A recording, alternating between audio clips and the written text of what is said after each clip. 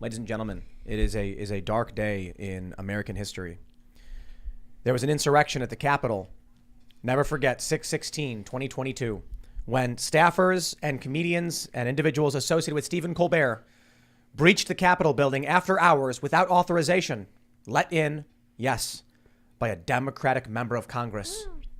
Our constitutional republic is truly at risk.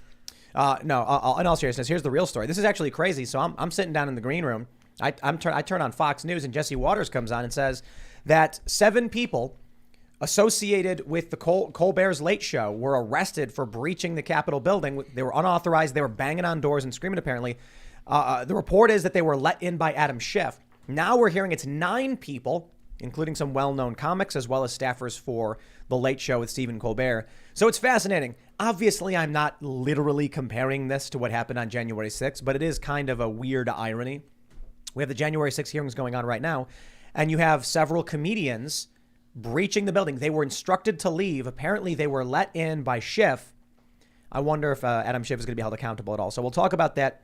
We got a bunch of other news, too. We got, I believe it was Cornyn, his name, right? That senator who wants gun control. That's who it is, yeah? He's getting booed at a GOP convention. People were throwing his lanyards in the trash. Oh, I really, really want to talk about that. And I think we'll roll with that. Obviously, a lot of news in the economy because everybody expects it to get really bad. Democrats are already plotting replacing Joe Biden. And let's be real, they have been for some time. So we'll get into all of that stuff. Joining us tonight to talk about all of that is Vish Burra. How you doing? Thanks for having me, Tim. I'm an America First activist and operative. I've worked with the New York Young Republican Club. I've been the producer for War Room with Steve Bannon. I've worked closely with Matt Gaetz in the House of Representatives. I'm also one of the main players behind the Hunter Biden laptop story right here. Anybody who's ever got a copy of the Hunter Biden laptop has pretty much got it from me. Wow. Yeah. Well then, should be interesting. We also have Forrest Cooper. Yep. So my name is Forrest Cooper. I exist in 2 different worlds, one of them being philosophy, the other one being violence and how we understand it. And I am here for my 4th appearance, enjoying my time here. So my politics is my own, but I'm really concerned about, I like to focus on questions of gun control and whether it's arbitrary and what's the point. And then you can find me on Twitter now. If you've been following, if you've seen us on, or me on your show, I'm on Twitter now, unfortunately. You have a lot of experience in war, conflict, crisis. Yep. 7 deployments, 4 of them prior with Ranger Battalion. I've spent plenty of time overseas. I was over in Ukraine for a little bit recently, but that was more for journalism. So I really want to talk about, obviously, Tim Pool loves talking about civil war. So we'll get into that, especially considering what's going on with this Capitol breach and what it really means and what they'll say about it. Plus where this goes in terms of, there's another big story out of New Mexico we talked about, Otero County, where they're refusing to certify the election. A court order came down saying you have to, and this guy, Coy Griffin, was like, nope, not going to do it. So nobody knows what that means. They're like, if he doesn't do it, what happens? No one knows. Is there just no election? Well, we'll find out. We got Luke Rutkowski. I'm pretty sure Forrest is here to assassinate me after the show. So that stay tuned. My name is Luke Rutkowski of WeAreChange.org. I am your humble T-shirt vendor. Today I'm wearing a shirt that gets me a lot of thumbs up. It says, if you trust the government, you don't know history. I think it's important for a lot of people to see this message. If you agree, you could go on thebestpoliticalshirts.com and get yourself one. Also, today will be my last day for a little bit here on this broadcast. I will be missing you guys. I will definitely miss Tim, Ian, Lydia, and even this grinning Malaka right in front of me that couldn't be happier about the Jews. I'm really sad that you're going, man. Luke is going on an unpaid suspension for inappropriate behavior. That's true. He cheated while we were playing video games. Mm-hmm. Also called me Potato Man many times. And So very many hurt. No, that's fine. It was. All right, well, I'm finally. All right, well, I can talk to HR then. Then I can talk to HR, and that's fine. You would. You would, Also, Karen. I want to point out that your shirt is striked. If you trust the government, you don't know history. As someone who doesn't know history, I also don't trust the government. There you go. So I want that to be said. At least you admit it. Yeah, exactly. Well, look, I'm not going to pretend to be something I'm not. Yes, and Luke, is it assassination if you know it's coming? Maybe. I don't know. We'll see what happens after the show. It's a question for another day. Rhetoric's not for making you. me feel unsafe. So my name is Seamus Coughlin. I make cartoons at a YouTube channel called Freedom Tunes. We just released a cartoon yesterday that I think you guys will really like. Speaking of assassinations and assassination attempts, it's pretty spicy. I think you'll enjoy it. We also just started a website. So if you want to support independent content, help us get free from big tech, and get an extra cartoon every week, go over to freedomtunes.com and become a member for $5 a month. Thank you so much. I am loving the vibe tonight. It's going to be a very fun conversation. We have a lot of different expertises here, so I'm looking forward to getting into it. Before we get started, head over to timcast.com, become a member, and support our work and our journalists. As a member, you'll get access to exclusive segments from this show. We have, they go up Monday to Thursday at 11 p.m., and we just have this massive library by now of all of these different guests and conversations. So it really is great stuff, and we appreciate all of you becoming members, supporting us, but you're also supporting our journalists who are fact-checking, reporting on all this news every single day, challenging the machine, and you are supporting websites and news outlets that use alternative infrastructure. We do not use big tech Silicon Valley for the website. We don't use that garbage. Well, obviously we use some stuff, but for the most part, our infrastructure is Rumble, our video player is Rumble, and we have many more announcements. I'd love to say every aspect of the site is 100% off of Silicon Valley. We are actively working on that now, building new infrastructure and signing deals and all of that stuff. We will have many more announcements because a lot of stuff is happening behind the scenes. Our intent is to do what we can to say no to the machine and help create competition. So go to timcast.com, but don't forget, smash that like button, subscribe to this channel, share this video right now, everywhere you can. If you really want to help us out, word of mouth is the best way to help. Let's jump into that first story from Just the News. Capitol breach. 7 individuals, some tied to comedian Colbert, caught unapproved in complex. Let me see if I can pull up this Twitter. It looks like we're getting like a weird thing happening with the we display. keep having to size it. Yeah, whatever. You can read it. So here we go. We got this this Twitter thread from Chad Pergram, who says, Fox confirms that groups of persons associated with the Late Show, Stephen Colbert, were arrested last night and charged with illegal entry to House office buildings after hours. Fox is told that people were arrested in the Longworth House office building. The group was in the Cannon House office building earlier in the day trying to get interviews around the time of the 1-6 committee hearing.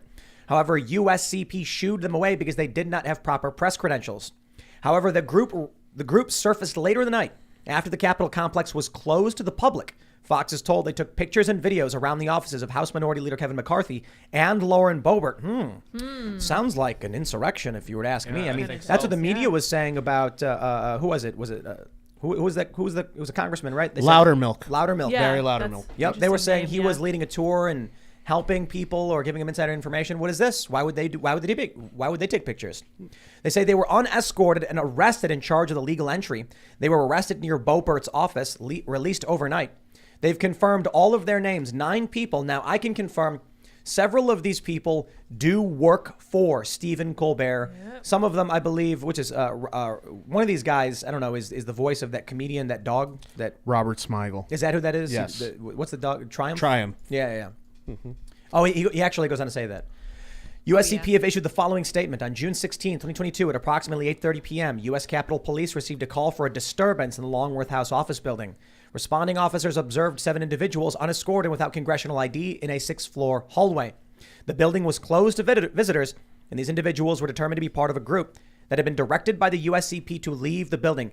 I got to tell you, my friends, this is worse than January 6th. How so? You think I'm joking? I'm not joking. I mean that seriously. On January 6th, many of the people who entered the building walked up with no signs, with nothing, and had the doors opened for them by the police, who then went to take selfies with them. Mm-hmm. Those people, one guy so far, because there's been a few bench trials, one of these guys was acquitted because the judge said, cops opened the door and let him in. That's not trespassing. There was another guy who tried claiming the same thing, but he's on video climbing through a broken window and over broken glass. Sorry, that's not going to fly. You know you're trespassing. Yeah. These people were told to leave. They came back. And according to, I believe we have it was a tweet from Jonathan Turley and a statement made by, it wasn't from Jonathan. Turley tweeted what Jesse Waters reported, that it was Adam Schiff and maybe one of his staffers who let them in the building. So you have a member of Congress letting them in the building after they were told by the police not to be there. That's almost as bad as the rioters. Now, they weren't engaging in violence. The rioters on January 6th, obviously, arrest them and charge them as appropriate. But what they did is worse than what the MAGA Mimas did when they blindly walked in confused. So I'd like to see several FBI raids, maybe some misdemeanor charges that result in a year of solitary confinement. What say you, good sir? Well, let me ask you this, Tim. What do you think if, let's say, those producers were reaching out to many members of the House trying to get in?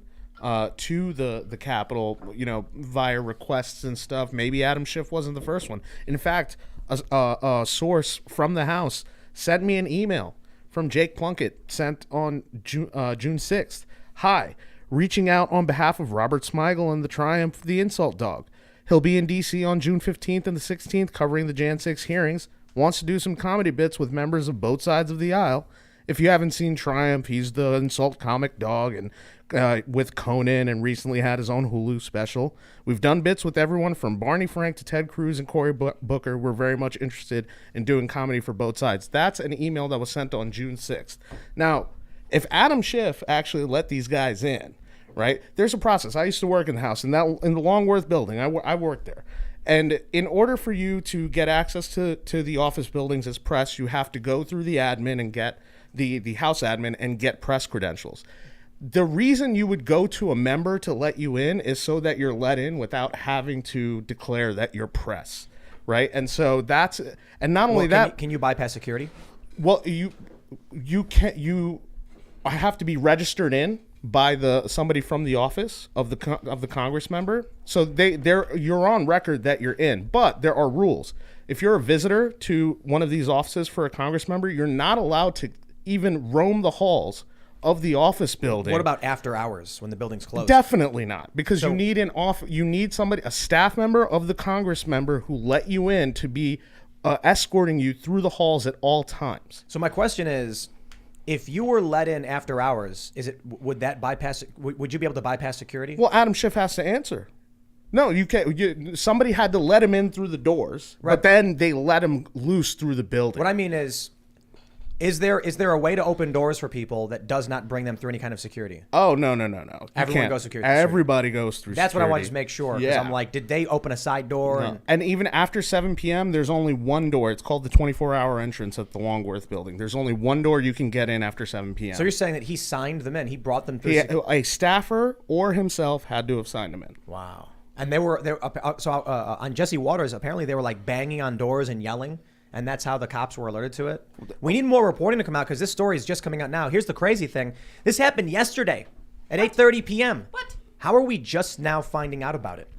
There's people in the chat room calling this in-soy-rection, which I just wanted to note here. And you made a good point, Tim, especially on January 6th. There was doors that were extremely heavy, that were closed with magnets, that were only opened because of a code that was input directly by someone from the inside that knew the code that was able to open the doors on January 6th. What happened here? There's video of it. There's video of the cops opening the door, and the cop even says, "Don't agree with it, but I respect it." Yeah. So what happened here? We don't know. Maybe they were trying to do another big Pfizer sang and dance routine, trying to promote more procedures.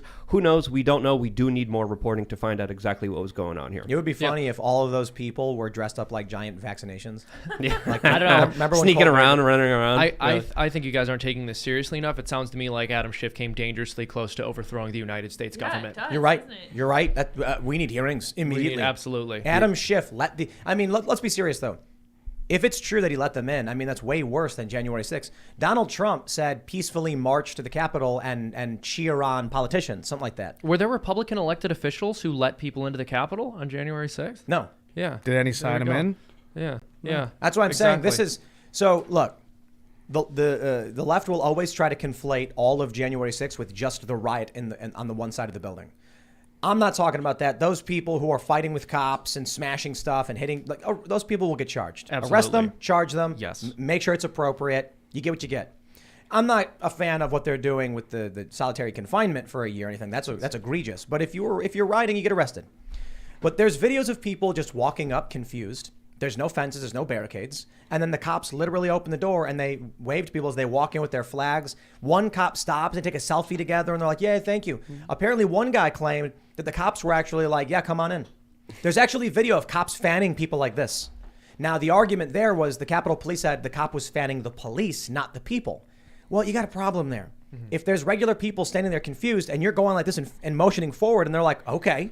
Yeah, they think you're telling them to come in. That's also taking a very selfies strange with, excuse. Taking selfies with insurrectionists is not really a good look. Also, hold on. That seems like a ridiculous story. So if there were people who are just mobbing the compound, right? And we're calling security over, and those people are at the door. I'm not going like this to gesture security to come over to help us, right? That's not how that works. That's insane. That is such an insane argument. Like, no, I was just doing a general waving motion into the building because I wanted one specific person to stop everyone else from getting in the building. Maybe he was hot and just fanning They were himself. telling the other officers to pull back. So here's okay, well, maybe I could see that. But here's a still. silly question.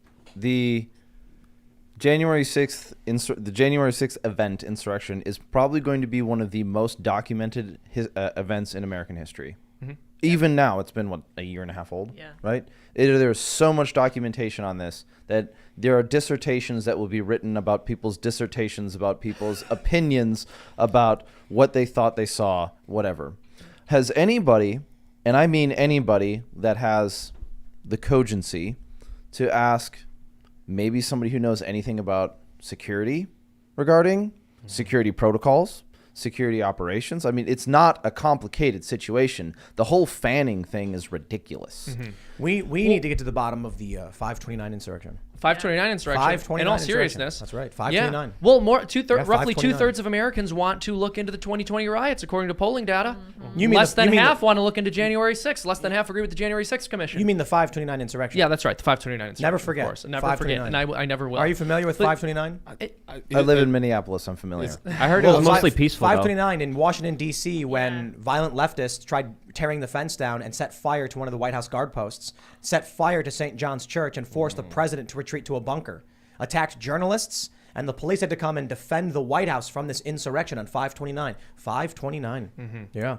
Yeah, 529. I remember that day. You That's right. mentioned Never forget. that this is one of the most documented events, and it is curious, why aren't they releasing the security camera footage? Why not release all of the security camera footage? From 529?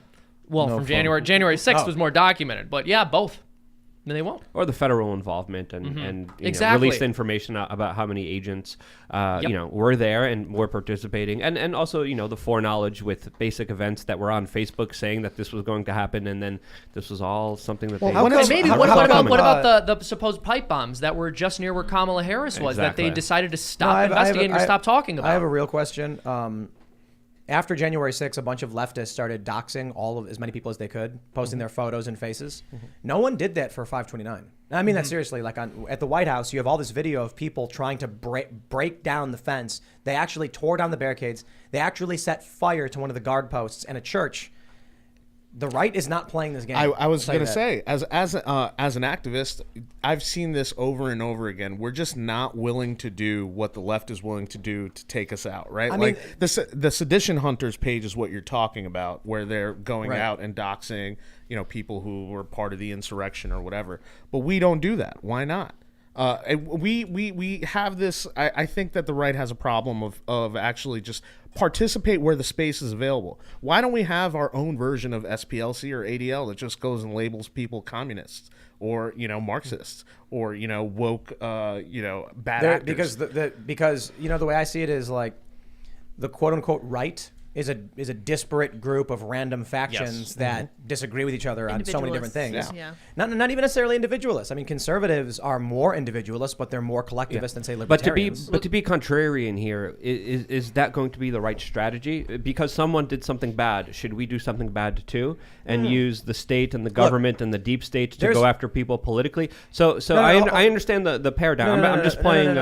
It's not bad to call out bad people, right? They're just duplicitous. There is right-wing media matters, sort of. I think it's unfair to say necessarily, but Newsbusters. You're familiar with Newsbusters? Yes. So they watch all these cable channels and then call out the lies in the media. I respect that. Media Matters lies about people in the media. Right. So, but it's an inversion. It's I like what Newsbusters does. I don't like what Media Matters does. But at a core, they're both watching TV and then publishing their opinions on it. Right. So there is that counterpart. My- You're my right whole- for the SPLC. My whole thing is just match them at the front. I don't need you to win. Just match them, right? Because then it opens up other fronts in the war where we can actually overtake them. Well, right. the The thing question is we get kicked in too much from too many angles. But if you look at the SPLC, they lie, they slander. They've been sued successfully by individuals that they lied about. They lied about me. And they lied about me too. was They amazing. took a speech that I did, and they took one particular sentence that I said, and they matched it up with a sentence that I said later to make me sound like I was calling for a revolution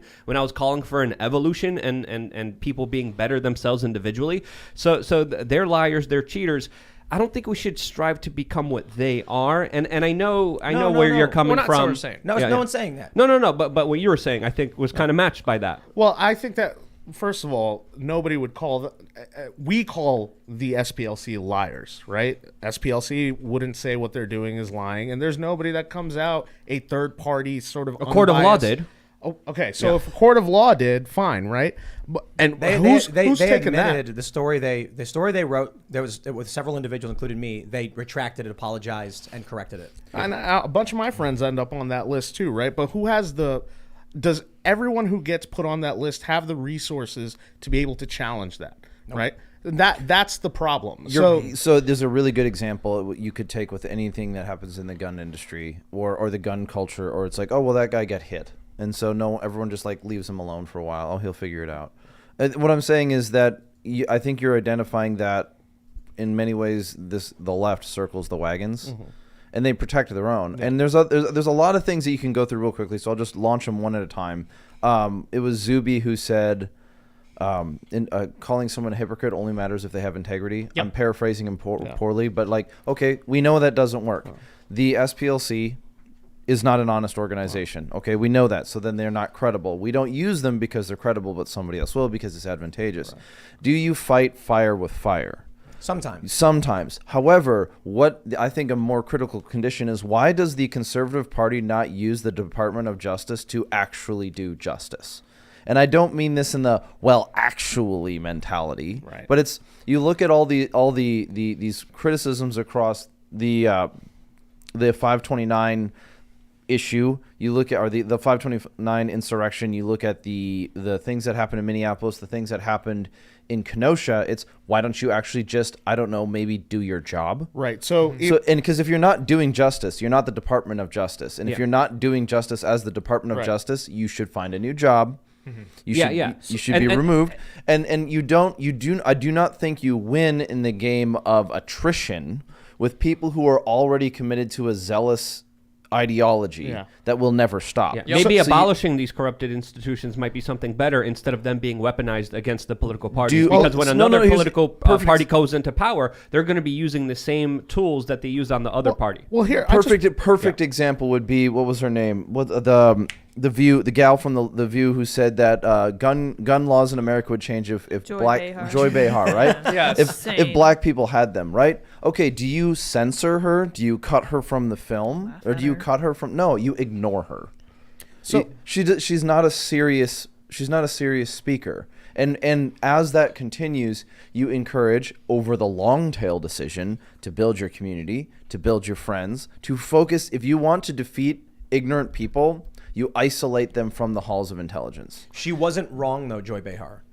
What she's saying, she's not talking about conservatives. So Joy Behar on The View says that when black people get guns, the gun laws will change.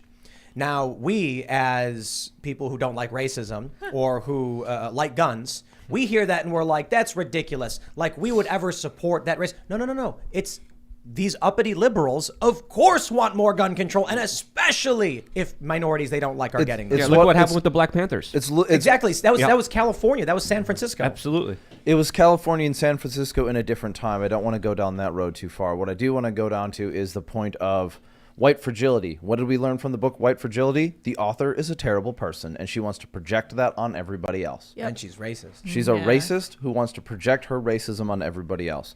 So an honest academic would look at that and say, Forrest, we need to have an honest a conversation about this. I see people on the right internalize what Joy Behar said. And when you internalize that pain, you assume they're talking about you when they're actually talking about themselves. So when they project, when they say these things, I just always assume they're talking about themselves. You know why? People have a have their worldview, and they assume, I should say low IQ people assume everyone else must see the world the same way they do. Therefore, if they don't agree with me, it's because they're lying. So someone like Joy Behar, when she says that, she's actually talking more about herself and what she feels than what anyone else actually thinks. I don't think she has low IQ. I think she's just mean. I think it's fueled from spite. It's just rage. But why would you say that about anybody?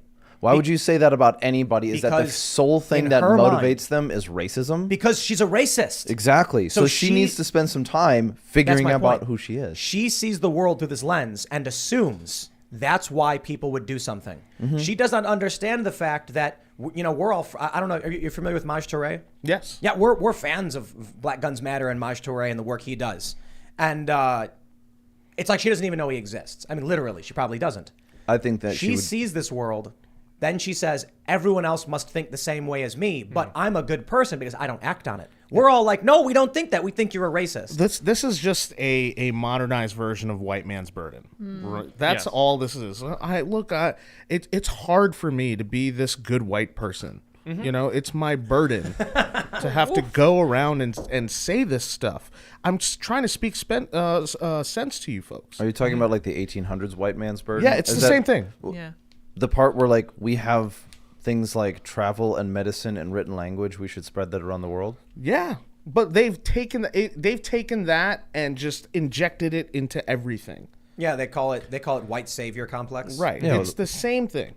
It's the same thing. They think they know better for you. That's the whole idea. Remember that guy in California where he was cheering on the rioting, and then he's like, you see his Twitter thread where he's like, yes, do it, yeah. Wait a minute, why are you coming to my neighborhood? Don't come to my neighborhood, go downtown. And it's like, didn't he actually say like go downtown where the poor people lived, and he was mad they're going to Beverly Hills? I'm like, bro, they're coming to eat the rich. Yeah. You're not safe. They've been saying this for a while. I mean, they don't say eat the rich because they're hungry. They say eat the rich because they're greedy. Yeah, so exactly. I'm still working this idea out. Sure. I don't claim to know the answer here. I don't know the solutions, but I think maybe it would be more advantageous to stop relying on corrupted institutions to do the right thing. And I think moving away from them, defunding them, abolishing them, I think would be a better strategy than saying, hey, Bill Barr, Mr. CIA, do the right thing here. I think it would be better to I don't know. Some people say play fire with fire, and I understand that argument, and I understand where you guys are coming from.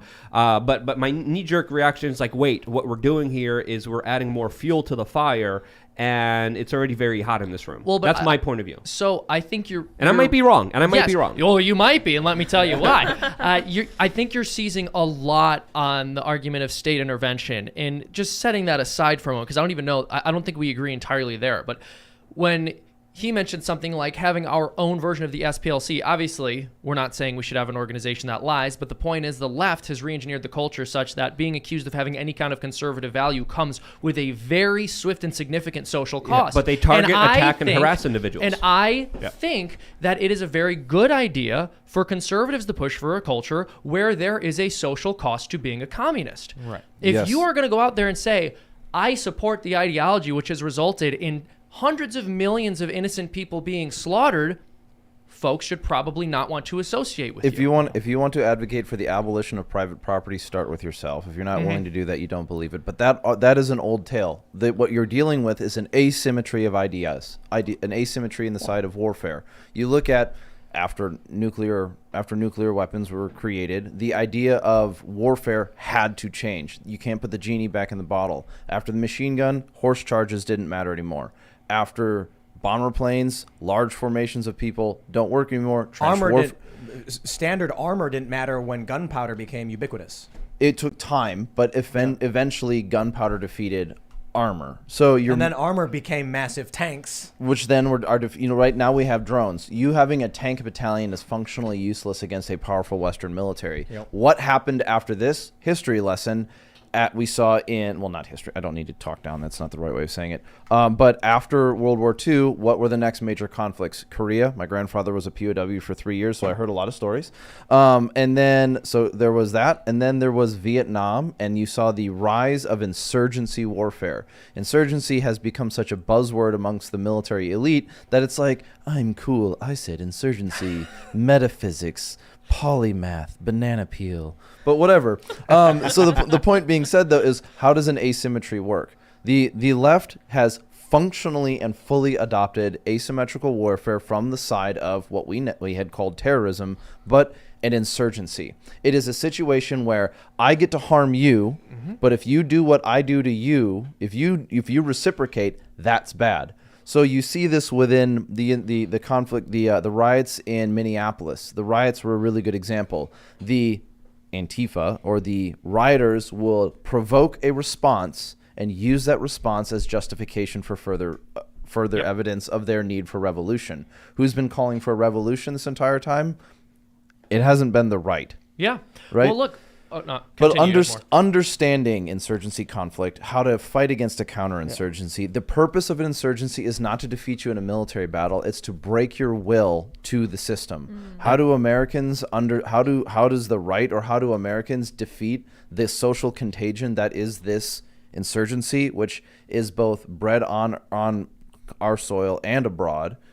Is you remember the foundations that built our country. It's almost the Lord of the Rings plot all over again. You have to understand who you are and where you come from and then live up to those virtues. That is very important that you mentioned that, because one of the huge problems right now is that conservatives, but I would say Americans overall and people living in Western societies, have no idea what their values are or what values upon which their society has been founded. And so when the left comes along and they try to deconstruct, a lot of people are completely helpless. They don't know how to defend and justify the values that our society promotes. They're incapable of doing it. I think you're right that we need to know what we believe, and we don't. Yeah, I think this is where we kind of differ, because I don't see the left as the main problem here. I see a divide and conquer agenda. I see voting for the lesser of two evils that is continuing to plague this country. I see a duopoly. I see fifth generational warfare being raged on the American people. And I think the people that are in power are using the left right now because they're the most easily to get used now.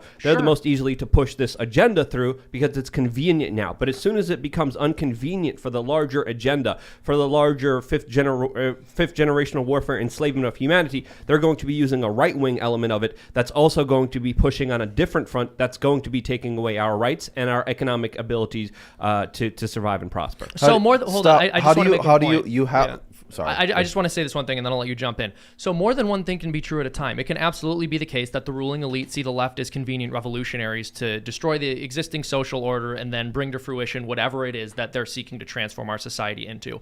It is also the case that the strategy by which they do that is to have the left completely erode any and all morals surrounding family values, destroy the family, and then the government comes into that vacuum and usurps the responsibility that the family normally has. And they do this with the participation of the right wing. But what we have to do, I totally agree with you on that, but that's part of why we do have to fight left-wing ideology and defend and fight for the family. So I don't think it's enough to say the left is being used by these tyrants, therefore we just look at the tyrants. We actually have to fight the ideology itself because it's useful to them for a reason. So my opinion is, I think we're in such a desperate situation. We should be fighting against the enslavement, the evisceration of our rights, and the destruction of our financial futures, whether you're on the left, right, or center. I think it's time more than ever to let go of these kind of differences and say, hey, we're actually being really hurt here. We're actually being really screwed over here. And unless we come together, unless we realize that we're all in this boat together, we're all going down as a sinking ship. So, I don't want the people who groom children in my boat. Luke, I hear what you're saying, but I don't think you understand the deep ideological divide in the United States from left and right. You have people who have no moral framework. They will say simultaneously stop and frisk is bad and red flag laws are good, even though they're variants of the exact same thing and one's even worse. Red flag laws, stop and frisk on steroids, they're for it. Why? No moral framework. So when you go to them and say, hey, we need to come together because all these bad things are happening, they'll go, oh, you're right, of course. And then as soon as you turn around, they'll hit you in the back. Yeah, I'm not saying it's a good strategy. I'm not saying it's even going to work. Well, no, it doesn't work. Okay, well, it's Isaiah 5:20. They will call good evil and evil good. You cannot break bread and have commonality with somebody who calls what you call good evil.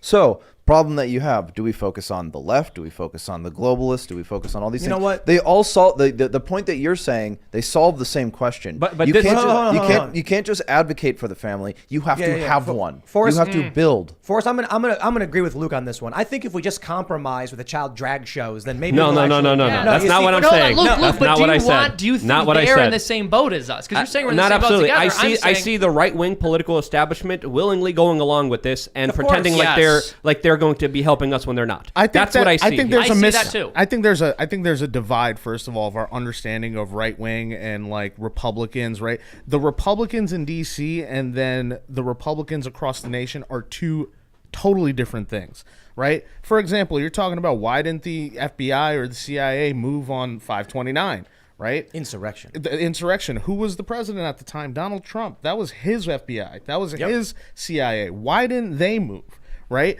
And then you're definitely not going to get a move out of a Biden FBI or DOJ. The problem is so entrenched in DC, right? The FBI is a bunch of it used to be a Republican stronghold, but Republicans of DC, right? Your James Comey's of the world, Bill Barr, Robert Mueller, right? This is the uniparty, right? There is one belief in the DC realm, right? When you're outside, in West Virginia, New York, or whatever, and it's left versus right, Democrat versus Republican. But once you get to DC, once you win that battle and you get to DC, the fight becomes the incumbents versus everybody else. Yeah. So the problem you have is that when you try to abolish the FBI or you try to abolish these corrupt just limit institutions, their power. I'm with you on that, right? But first you have to get in the guys who believe that into those positions, because you can't abolish that institution while you have James Comey or a Bill Barr or Robert Mueller there. In fact, I wanted to the whole Mueller investigation and that, James Comey gets fired, then the special counsel gets appointed and Robert Mueller gets selected as a special counsel. If a couple of things were adjusted slightly differently, what you would have actually had end up is that there's a universe somewhere out there where Bill Barr would have been selected the special counsel, and then Donald Trump would have hired Robert Mueller to head the FBI. You're dealing with the same pool of talent no matter what, right? That's the problem. The pool of talent you could draw on to put into the institutions. And so then it goes back to what you're saying. Build the family, build the community, right? Because first you have to build the community, then you go and take the halls of power, and then you put the community in that hall of power, and then you do what you want. That's the problem. But just for the record, I don't stand by any groomers. I don't think you should be working or aligning with any type of people who are hurting children in unspeakable ways. But the one point I want to make here is that it's both Republicans and Democrats that are going to Jeffrey Epstein's island. I need to address that point you're making, because when you say you go to them and say we're being really hurt by this, you're talking about people who overtly and with pride to clarify, support those people. I'm saying absolutely not. You cannot support people who hurt small children, especially with how evil they're doing it, especially with the damages that they're causing them. So what I'm saying is that the conversation should be. What I'm saying is the conversation should be a little bit more nuanced rather than generalized. That's just the perspective that I'm trying to input here. So here's what I would recommend. Go to someone you see as a Democrat voter or someone who's perceived as a left and say, do you agree with sex changes for children? Do you agree with child drag shows? If they say no, be like, okay, let's have a conversation. If they say yes, which 95% probably will, maybe 85%, then you can be like, okay, have a nice day. What you're asking about, Tim, is the same thing that comes into the gun control conversation. When was the last time you had an honest conversation about this? About gun control as a whole? Like, okay, look, I was politically introduced into the gun control conversation. What conversation? Okay, that's such a... Let's do this. Let's start the gun control conversation. We have an article, though. Cool. So this is from CNN Politics. John Cornyn, top Republican negotiator on gun package, booed at Texas GOP convention. I saw a photo. Apparently they were throwing lanyards with his name in it in the garbage. And then they booed the guy. Honest poll for the chat. I just want to point this out. When we're talking about politics and the establishment uniparty, you've got Republicans who say, okay, Democrats, we'll compromise and give into gun control. And Democrats who say, the moment you do, we'll call for twice as much. So the direction only moves towards more gun control. Where's the Republican negotiation with Democrats on them abolishing certain gun laws or repealing certain gun laws? Never happens. Never, ever. Well, and this is what they constantly say. Why won't the Republicans compromise with us? Okay, well, by definition, a compromise involves both sides getting something. You're literally just asking for concessions. And the Republicans give them to them. And there shouldn't be any concessions when it comes to our God-given rights. And Amen. I think that's a stance that we should be making, saying, hey, we've given enough to the government. We've given them all of our money. We've given them all of our privacy. We've given them all of our trust. And they have deceived us every single day. And when you look at history, when populations disarm, when populations give up their weapons, when populations become defenseless, it's when governments are able to do whatever they want with them. And I think it's extremely dangerous where we're headed towards as a country. And I think there should be a criticism right now on the Republicans here more than the Democrats, because it's the Republicans here that are allowing a lot of this to move through. This is the problem with Republicans in D.C. I despise Republicans in D.C. You could count on your hand how many of them you could actually rely on to be about what they're about. Right? John Cornyn, one of these guys.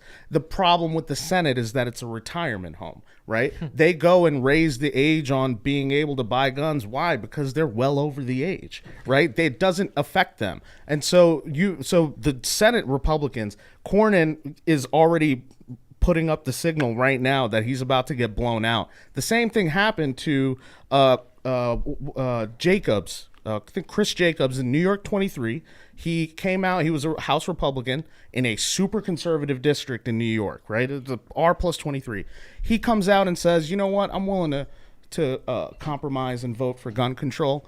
In about 3 or 4 days later, he had to come out and say, I'm no longer seeking re-election, right? Because that's how much pushback that he got, that he realized, like, oh, I said the one thing that just ruined my entire political career. Can they recall him? Can we do a recall or something for senators? No, you can't do. I think it'll go state by state what you'll be able to do with the senator, but I don't think you can recall a senator. But in that moment, that showed you that still the uproar from the people pushed that guy Jacobs out. And to break a little news on this show, I'm actually going to be the comms director for Carl Palladino in New York 23 to go and bring that seat and bring it to a real conservative. Carl Palladino, if he's elected, he will be the MTG of the North. He will raise hell in the Capitol, and we need a guy like that. A lot of gun control bills that need to be repealed. And Carl will stand up because that district was challenged on that gun control bit right there. That seat opened because of that. So Carl knows what the deal is. He's going to go make sure our inalienable rights are protected. It's really easy to look at gun rights and human rights in America. Let's remember that the right to own a firearm is a human right, and if you think otherwise, you can go find a way to not be a part of talking. But that's diplomatic, right? They tried getting a 3-week waiting period for all gun purchases. There needs to be room for optimism here, and the room for optimism is in our generation. I am 32 years old. I am sunburnt from spending a week in South Dakota, which has nothing to do with what I'm about to say. What does have something to do with it is we live in a generation where we could very well see the NFA repealed. We can see it. I do not believe in getting doomer pilled and saying that's the National Firearms Act. Yeah, the National Firearms Act. The reason why you can't own you have to go through a special process to own a barrel that has a length shorter than 16 inches, or to own a suppressor which protects your hearing.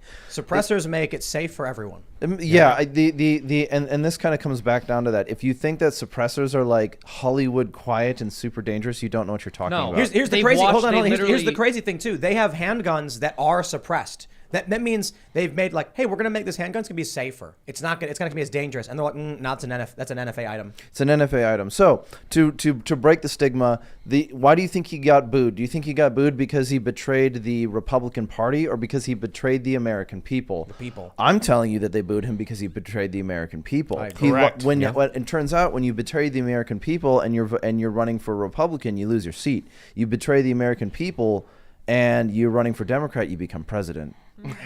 If you betray the American people and you're a Democrat, all you got to do is come out and wave a flag or make some garbage statement, and they'll say, sure, whatever, as long as we're aligned socially, so that can fit in. Yeah, you can bring economic ruin upon the people where they're literally starving in the streets, but you know what? At least he didn't make mean tweets. Some people are masochists. You know, Adam Schiff can lie every single day. He can push the Russiagate lies, and people just they love it. They love being pissed on by this guy, and they're going to keep voting for him. But did you know that Trump called him Watermelon Head? And that's really did he really? And that's really unpresidential. Yeah. Did he do that? Okay, I kind of Well, like I feel that. bad for watermelons. Well, that's the thing. Adam Schiff and these guys, they sit in really safe blue seat. It all depends on the political pressure at the end of the day. These guys are cold and calculated. They don't believe in a damn thing, right? And so as long as that seat is sitting there blue as hell and nobody can touch Adam Schiff on a fundraising perspective or a popularity perspective, that guy's going to sit there for a while. And if it gets out of his hand, it goes to the left. It doesn't go to the right, right? And so this is the problem. We don't do enough. I believe on the conservative side, we are not willing to go into those districts and challenge those people because, quite frankly, it would cost you a lot of money to do it, and you'd probably still lose, right? So I get that. But we have to build the infrastructure, and it's a long-term project. I'll tell you why I think one of the factors that is leading us to civil war. We've had on a bunch of people on the show. We've had on Billy Prempe, for instance. I love him. But he was running as a Republican in a deep blue district. Yeah, I know. I helped him shoot an ad for him. And he should have done that, because what's happened is you get the GOP that says, okay, we got to be strategic. We have X amount of dollars. That's a D plus 7. Maybe we shouldn't invest so much money in that because we're going to lose. Mm-hmm. Next year, it's a D14. Well, we definitely don't want to invest in there because we're going to lose. Next year, it's a D28. Yep. This keeps happening. It happens with Republicans as well. It is hyper-polarizing the country. Mm-hmm. You have areas like Adam Schiff or Nancy Pelosi's district or Ocasio-Cortez's district where she's in a D plus 28. Yeah. And it's because Republicans do not try to spend money there and get their messaging out. And because of that, now you've got the amount of swing districts is everything's being pushed further and further left or right. Right. But you know what that has done, though? The satisfaction with the representative for each district has gone up since then. Right. So there's a little that just makes it worse. It does in terms of the polarization. Right. Because you're firmly in with your guy. Right. Well, oh, I love him. He's all the way to, he's to the right of me. I love him. Right. Or to the left of me.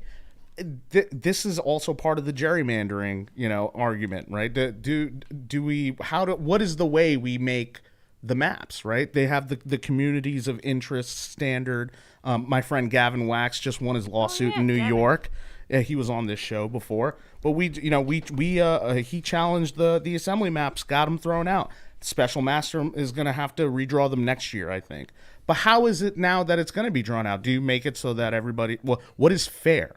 Right, in that sense. And so fair is when I win. Correct. Yep. That is the right answer, actually. When it comes to politics, unfortunately, as much as you hate it, that is the right answer. See, the issue is, you have the hyperbole, left. But the left is we should win because we should win. The right is we should win because we propose these ideas that we think will work better. Mm-hmm. Many on the left think that's what they're doing, but then you run into problems of, look, the modern left may be different from where the left was 10 years ago. I hear a lot of people like Bill Maher, and they rag on Republicans, and it's like, yeah, you're talking about like boomer Republicans and stuff. The younger generation of people that align in this direction are post-liberal, libertarian, moderate, conservative, etc. There's a wide range of voices. On the left, they say things like, we should raise the minimum wage. And you see a simple question. What will that do? And then how does it go, Seamus? Oh, yeah. So this is how the left operates. They go, I want good thing. I want good thing. And then you go, okay, so like, how are you going to structure the legislation to get that? How are we going to pay for it? You want bad thing. You want bad thing. He wants bad thing. I don't want bad thing. You want bad thing. You want bad thing. He wants bad thing. And then they put big sign saying bad person, bad person, want bad thing. Perfect. This is you asked the question, what are the things pushing us towards civil war or open conflict? Let's just call it open conflict. The gun debate is the perfect example. Debate. Why the gun debate? Why the gun debate? Abortion is way... Well, 17 pro-life pregnancy centers have been firebombed. Every 4 years. More now, right now, every 4 years we have the same talk. In 2012 and 2013, this is when I was introduced into the political gun conversation. What happened? You had Sandy Hook. Yep. And then all of a sudden, all of these gun control, assault weapons, magazines, and people made money off of all of the ridiculous things that people said. They wanted to propose all these ideas, these do something peoples. If that is the extent of your intellect, wow, man. But how does that... the point that I'm saying is you had all of these arguments that were made, that all these pro-gun control arguments, every single one of them turned out to be factually wrong, ethically wrong, or just, I don't know, overt tyranny. So they all collapsed. And then 4 years later, we had Parkland shooting. What happened to those old arguments? They came out of the dust. Same exact arguments. Same exact arguments. You could carbon copy them. But I don't think that is a contributing. I believe that's a contributing factor to some degree to civil war. No, because the people on the right, or the people who support the private ownership of firearms, respond honestly and say, well, these are your ideas, but you're wrong, so I'll help you out and correct them. And then the people who propose gun control go, they don't think, oh, I was wrong, maybe I should change my opinion. It's not politically advantageous. If you want to stop a civil war, if you want to prevent or move against a civil war in this country, stop pushing the ridiculous ideas that you've been corrected on for 10 years. You're just talking about the left, be it guns or any other political issue. I posted on Facebook today, what is a woman? And boy, did every single leftist flip out. And I said, I don't understand why you can't just be like, here's my answer. Instead, they all say you're a bigot. It's a right-wing talking point. Oh, Matt Walsh made this up. I'm not playing games. And I'm just like, wow, they really have no answer. I don't think it doesn't matter if it's gun control, abortion, or any other left-wing issue, if it's progressive taxes or universal health care. They won't answer the questions, nor will they do any real research. And let me throw it to another example. Of course, we can talk about abortion when we can get sophists from the left who are like, oh, it's the woman's choice. Give me your answer, your morality. They won't do it. Let's talk about the Green New Deal. Here's the Green New Deal as it's pitched. We need to invest in infrastructure that will make us energy independent, getting off of fossil fuels so that we're not reliant on Saudi Arabia or Russia or Canada. And we can do that with wind, with tidal energy, with geothermal. Nuclear. Well, the Green New Deal doesn't say that. Yep. And then we say, okay, I love the sound of that. That sounds really great, actually. I love the idea of energy independence. We don't want to be dependent on Saudi Arabia. What's your proposal? And they bring to you a resolution that says free college for marginalized people, free healthcare for marginalized people. And when I asked, as progressive on the show, what does that have to do with wind turbines? He says, well, it's because they're the people who are first affected by climate change. What are you talking about? There are more poor white people in the United States than minority poor people. So if you're talking about poverty, what? Tell me how you're going to build wind turbines. I'll have a conversation. But even when it comes to things that are considered left that I like, they immediately just change the argument to something totally nonsensical. And then here I am, as AOC's she wins her primary, talks about the Green New Deal. I made a video. I'm like, I love the idea. Let's start rebuilding our infrastructure, our bridges, our streets. Let's focus on how to alleviate ourselves from this dependence on foreign oil. We can do that with green energy in this country. And then she's like, I'm proposing the Green New Deal resolution. And it's like, free college for marginalized people. And I'm like, what? That's nothing to do with what we talked about. But you know what the problem is? People on the left overwhelmingly just said, whatever you say, AOC. You want to make college useless, make it free. Mm-hmm. Well, here's the thing. Well, I got bad news for you. Yeah, it's really expensive and it's useless. The GI Bill paid for mine. Well, the other thing is that when they couch all their arguments in platitudes and then they don't have to get into the specifics, then it leaves that open, right? They don't get it's like, well, what is a woman? A woman is, by definition, somebody who feels like a woman, blah, blah, blah. And then it's like, well, what if somebody feels like a cat? Are they a cat, right? And then it's like, well, what are you trying to say? That, a woman is a cat or a trans person is an animal, right? They go into all their little games, right? Because they don't want to they don't want to corner themselves. Their response to Matt Walsh and what is a woman is, a woman is a person who identifies as a woman. Okay, is a cat a person who identifies as a cat? No, a cat is something very specific and quantifiable. I mean, woman and man are as well. But they're just making weird semantic arguments. Now, I'll say this. The reason why Matt Walsh's question was so effective is that it's an apolitical question. The average person who's not involved in politics would not understand the deeper political meaning behind it. They simply see someone say, what is it? And they go, oh, yeah, let me give you my answer. But when you look at the political debate and you see someone go, well, actually, the thing is, you go, what? Yeah. That's weird. When you ask somebody a basic question and they talk down to you, he did a stoic job holding his face. So this is the issue I see. We talk about this comic. Ian mentions it several times, where there's two people, and there's a 6 from one perspective and a 9 from another perspective, and both people are looking at it from other directions, pointing at it saying 6 or 9. They can't tell. They're looking at the same thing from the other side. And sure, but what I see here, especially with what we do, is I'm staring at that and I go, that could be a 6 or a 9. And they go, you're a bigot. It's clearly a 6. And I'm like, I understand why you think that. I'm saying, have you tried looking at No, it clearly is. And okay. Yeah, but also, whoever put it there in the first place did intend for it to be a 6 or a 9. So the comic is a view from above fallacy. The comic, it's the same thing with the blind men touching the elephant. One man touches the ears and he's like, oh, it's a leaf. And another guy touches the foot and says it's a tree. And another one touches the tail and says it's a snake. It turns out all the blind men are wrong. It's an elephant. Mm-hmm. So the metaphor sounds nice. Oh, you're so enlightened because all these blind men can't tell that they're touching an elephant, but there's an elephant because you said it was in the beginning. What happened when they went under the hood? No. Let's not go there. It's a Velociraptor. It's the next sequel for Jurassic Park. There you go.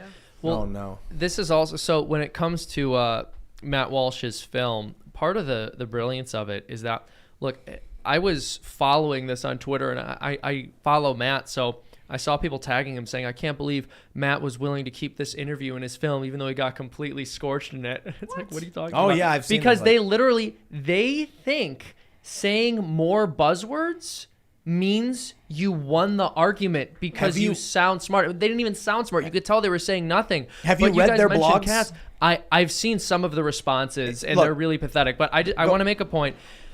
You were talking about defining what a cat is, and they can do that. I think what's even more fun to ask them is, why can't you identify as being part of a different racial or ethnic group? Because that actually does exist on a spectrum. Sex doesn't, but racial identity does. Like, someone can be, like, a man and a woman don't have like a half man, half woman baby. I've tried that before, talking to these people. How do they respond to that? Like, I'm actually Japanese. I identify as Japanese. I'm 5% Japanese. True story. 20% Korean, 5% Japanese. I'm more. Did you do your ancestry? I'm more Native American than Elizabeth Warren. My parents. Yeah, all right, but who is it? Yeah. But when I said it, they go, no, you're white. My grandfather. Remember we had that one that one Swedish. fella in here who said no matter what I thought I was white. Yeah. Oh yeah. And I was I like, don't remember that. we had a guy in here, and I was wasn't there. explaining I've experienced racism, and he was like, no, you haven't. You're white. And I'm like, well, I'm actually part of these other things. Did you so say you don't get to even if you are? Did you say that how many buzzwords you use makes how smart you are? Balancing what the it means to ticket, them. bellwether state, blue state, coastal elites, coffers, dark horse, dark money, earmark, inside the beltway. Am I doing good? Yeah, no, you're Red genius. state, war chest, wedge issue. Look at these blog Asymmetric posts on intersectional feminism and critical race theory from the early 2010s. And it'll be a simple question like, what is racism?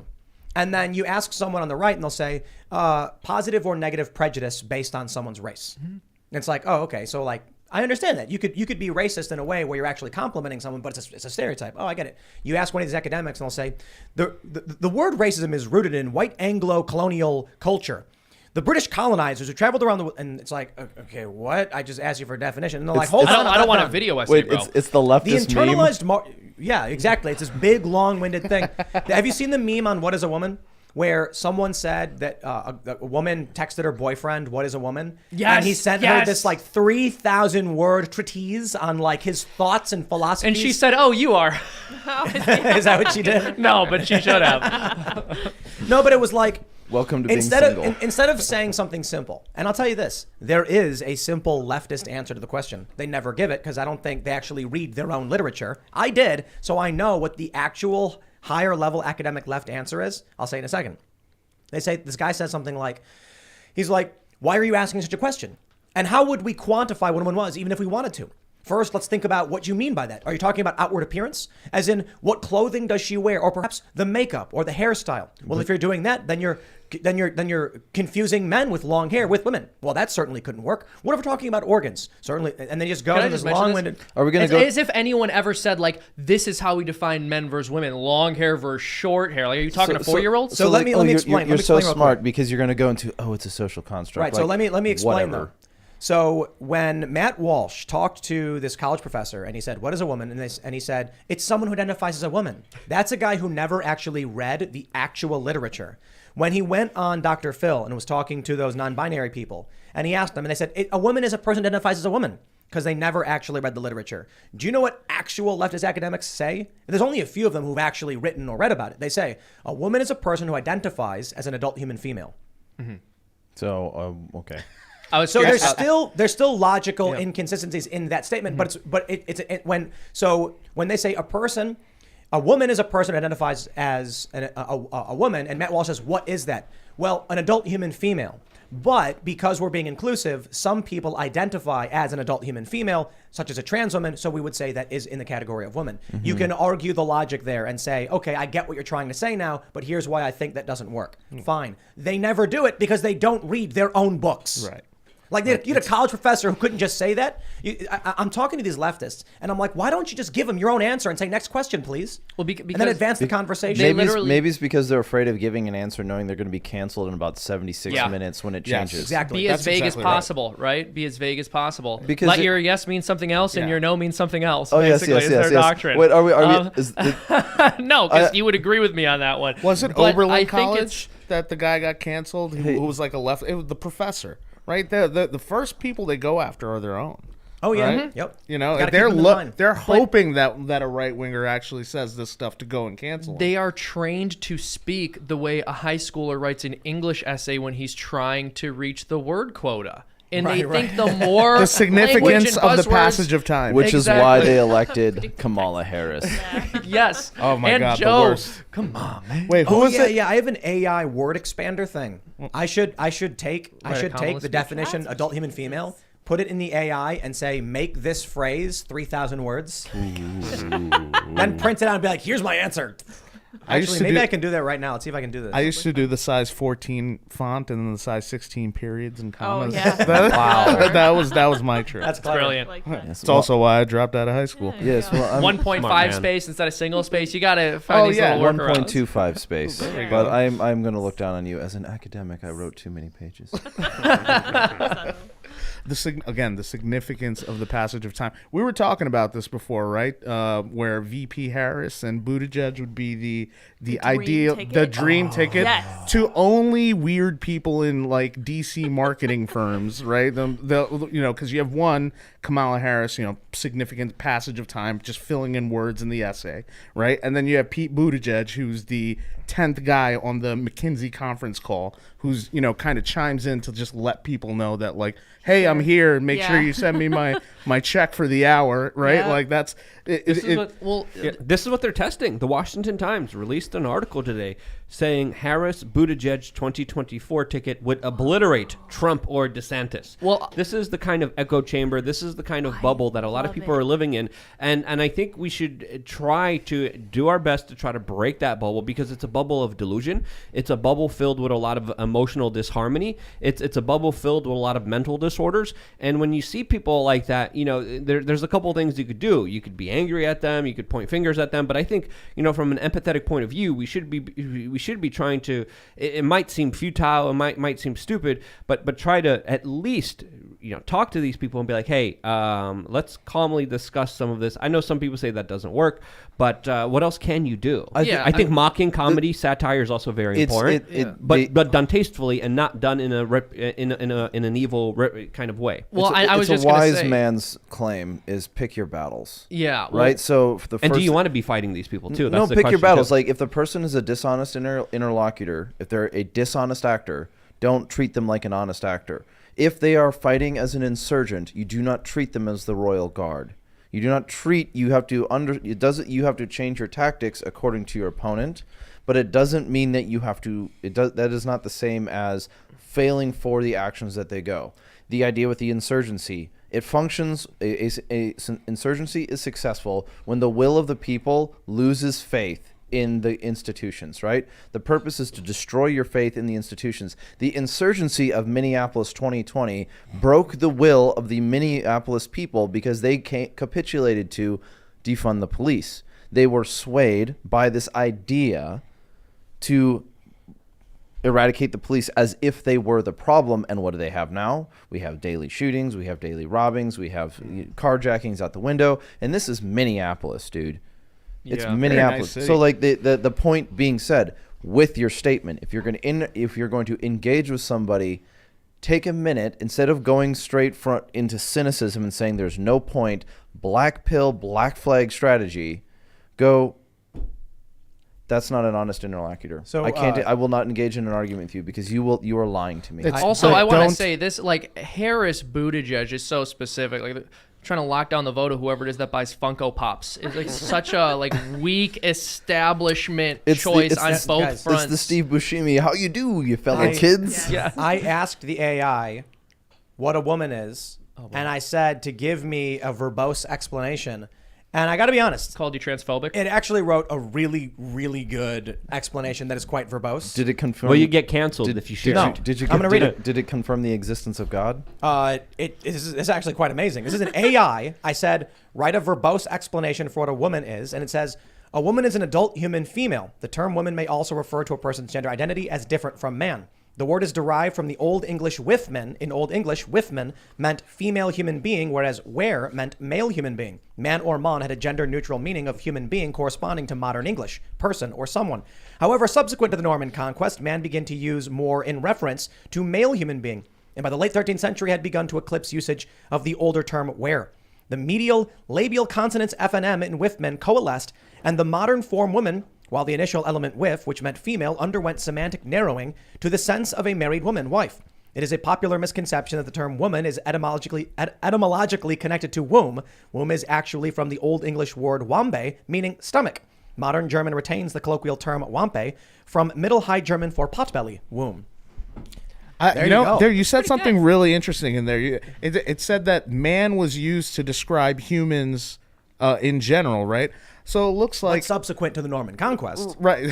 So interestingly The enough, by Norman us, conquest, by the so way. what you're saying is really everybody are men, right? Originally, That's right. Everyone's a man. everyone's a man. And mankind. Trans men are men. That sounds women progressive. are men. Very Everyone progressive. are men. Everyone's a guy. None of us can get pregnant. There you go. It's true. Have you Where tried? there's a will, there's a way. All right. I'm putting write a woke definition of the word woman. And the phone just lights on fire. Yeah, I want to mention. Literally explodes in his hands. That was protest. In you know, protest to it's his an definitions. insanely lengthy definition, but at the same time, if any of the college professors in Matt Walsh's film said anything with like even a shred of that amount of substance in it, it would not have been so frustrating. He would have entertained it, right? Yeah. But that's the problem, is that he would have kept. Instead, they entertained us. I did it. This is great. I said, write a woke definition of the word woman. It says, a woman is an autonomous human being who deserves respect, equality, and freedom. Pete's She should be able sake. to make her own decisions about her body, her life, and her future. You know where you lost There you me? go. Yeah, you lost me at the word respect. How dare you? Well, but that still doesn't tell me what a woman is. Exactly. That's why it's a woke definition. No, it basically said you're a bigot for asking. That's How ba- dare you? It just says racist. Academically described bigot for asking. Yeah. Oh, that's great. What you, hold on. Let's tell it to Ask it to scold you for asking what a woman is. write a woke definition of the word. What's a good racism? I was gonna Oh say God! patriarchy. Here we go. Patriarchy. Patriarchy is good. We like patriarchy. Patriarchy. It's kind of worked for 5,000 years. Yeah, you know, there's This is amazing. It's actually giving me woke definitions. I'm impressed. Patriarchy is a system of oppression in which men are socialized to dominate and control women and non-binary people. Patriarchy Hold on, results in... patriarchy doesn't talk about non-binary people. It's not Hold a on. thing. It's about raising a family and providing Listen. for your. Yes. Patriarchy results in the mistreatment of women and non-binary people through discrimination, violence, and other forms of exploitation. It's amazing that I can tell this AI to write a woke definition, and it does. Because I love it. Because a woke definition is so complicated, it can be written by a computer. I love how it just has Hold to on. keep throwing non-binary in there. Matriarchy. Matriarchy. I bet you it's gonna say something glowing and loving. Matriarchy is the only society. If that it there says hasn't been war. matriarchy's never They been died tried, of that's a starvation, lie. but whatever. A Real matriarchy is a social system in which females hold the primary power positions of government, religion, and other areas of influence. Do they oppress men? That's all it says. Oh, okay. So in other words, Has matriarchy ever been tried before? Yeah. That's a the- really the good banana- question. Not Communism. successfully. Yeah. the benevolent. Right. The So that's why we have benevolence- patriarchy. A woke Okay. definition You know, of it's communism. entertaining. It's not valuable. But yeah, nope. Yes. If you're gonna just define enemy as thing I don't like, then cool. You smart B is. And well, But I mean, you gotta deal with this issue though, right? The question that you want to ask is like the long march to the institutions. Let's go back to communism, because communism and gun control tend to be somewhat weirdly tied, because the Communist Manifesto and the communist, the patron saint of communism said, "Don't give up your guns." Okay. But then all the communism that hasn't been tried has successfully killed millions of people.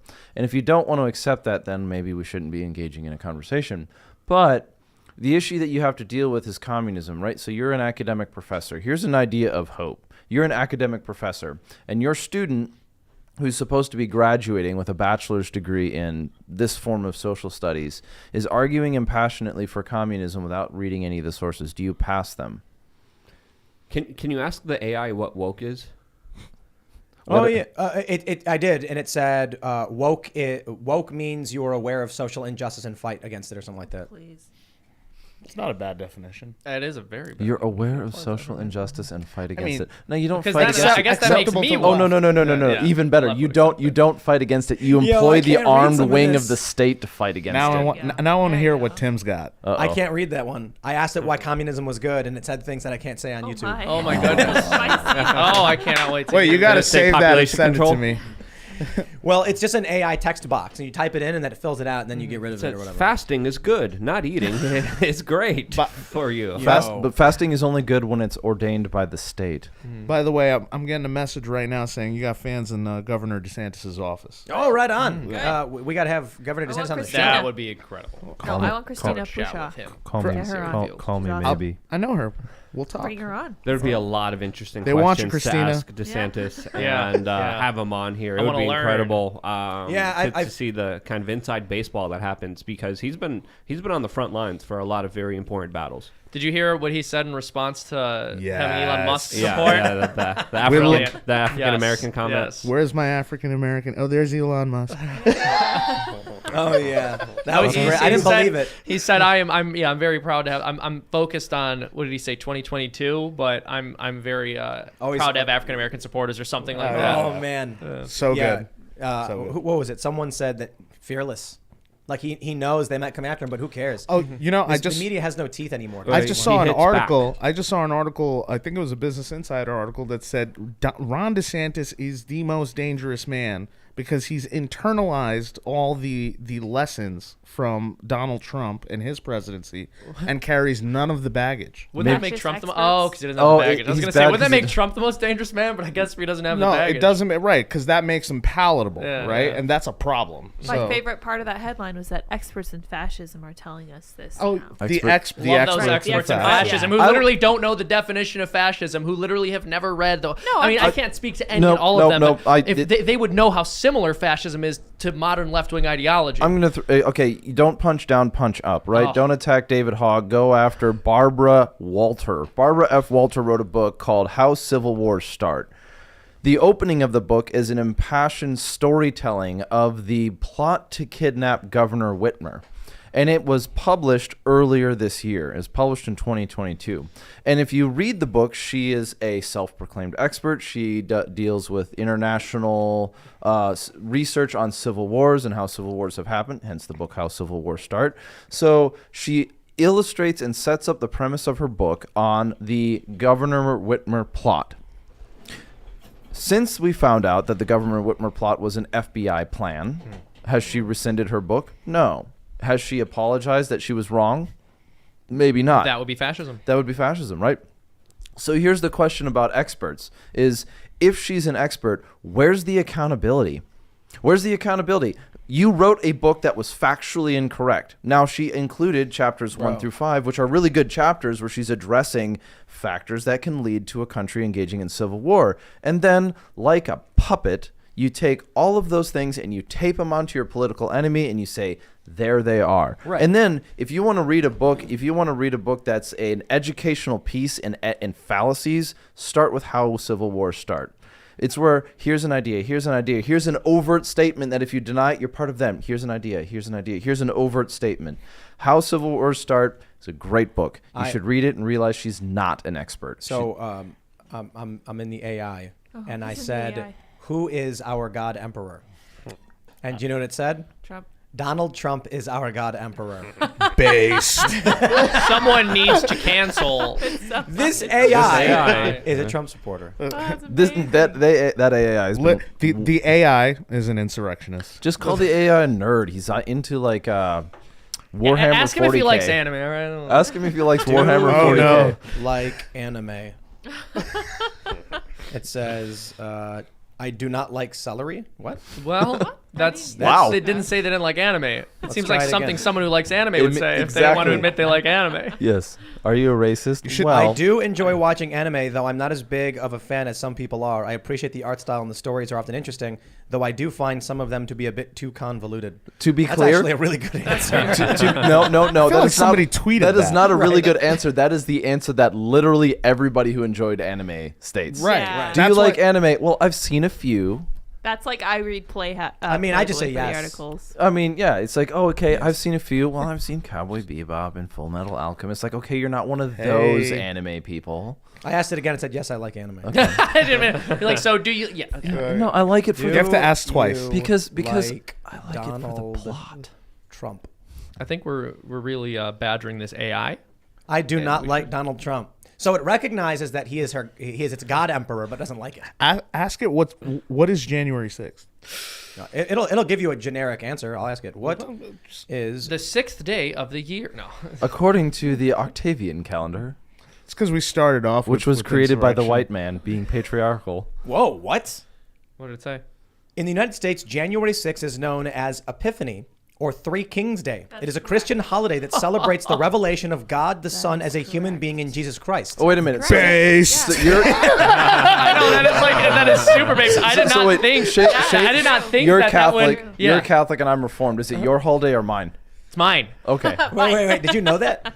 Yeah, I'm just very surprised that it would ever refer to That's it in that really way. funny. That's what Yeah. it said. Yeah. Wait, I didn't know that. This is the rebrand right here. It's Three Kings Day. I don't know what you're talking about. Yeah, that's awesome. Yeah, Do we Let's- just let's- give let's each other get it. gifts of I'm gonna- gold, frankincense, and myrrh? yeah, Epiphany. Yeah, The it's Epiphany.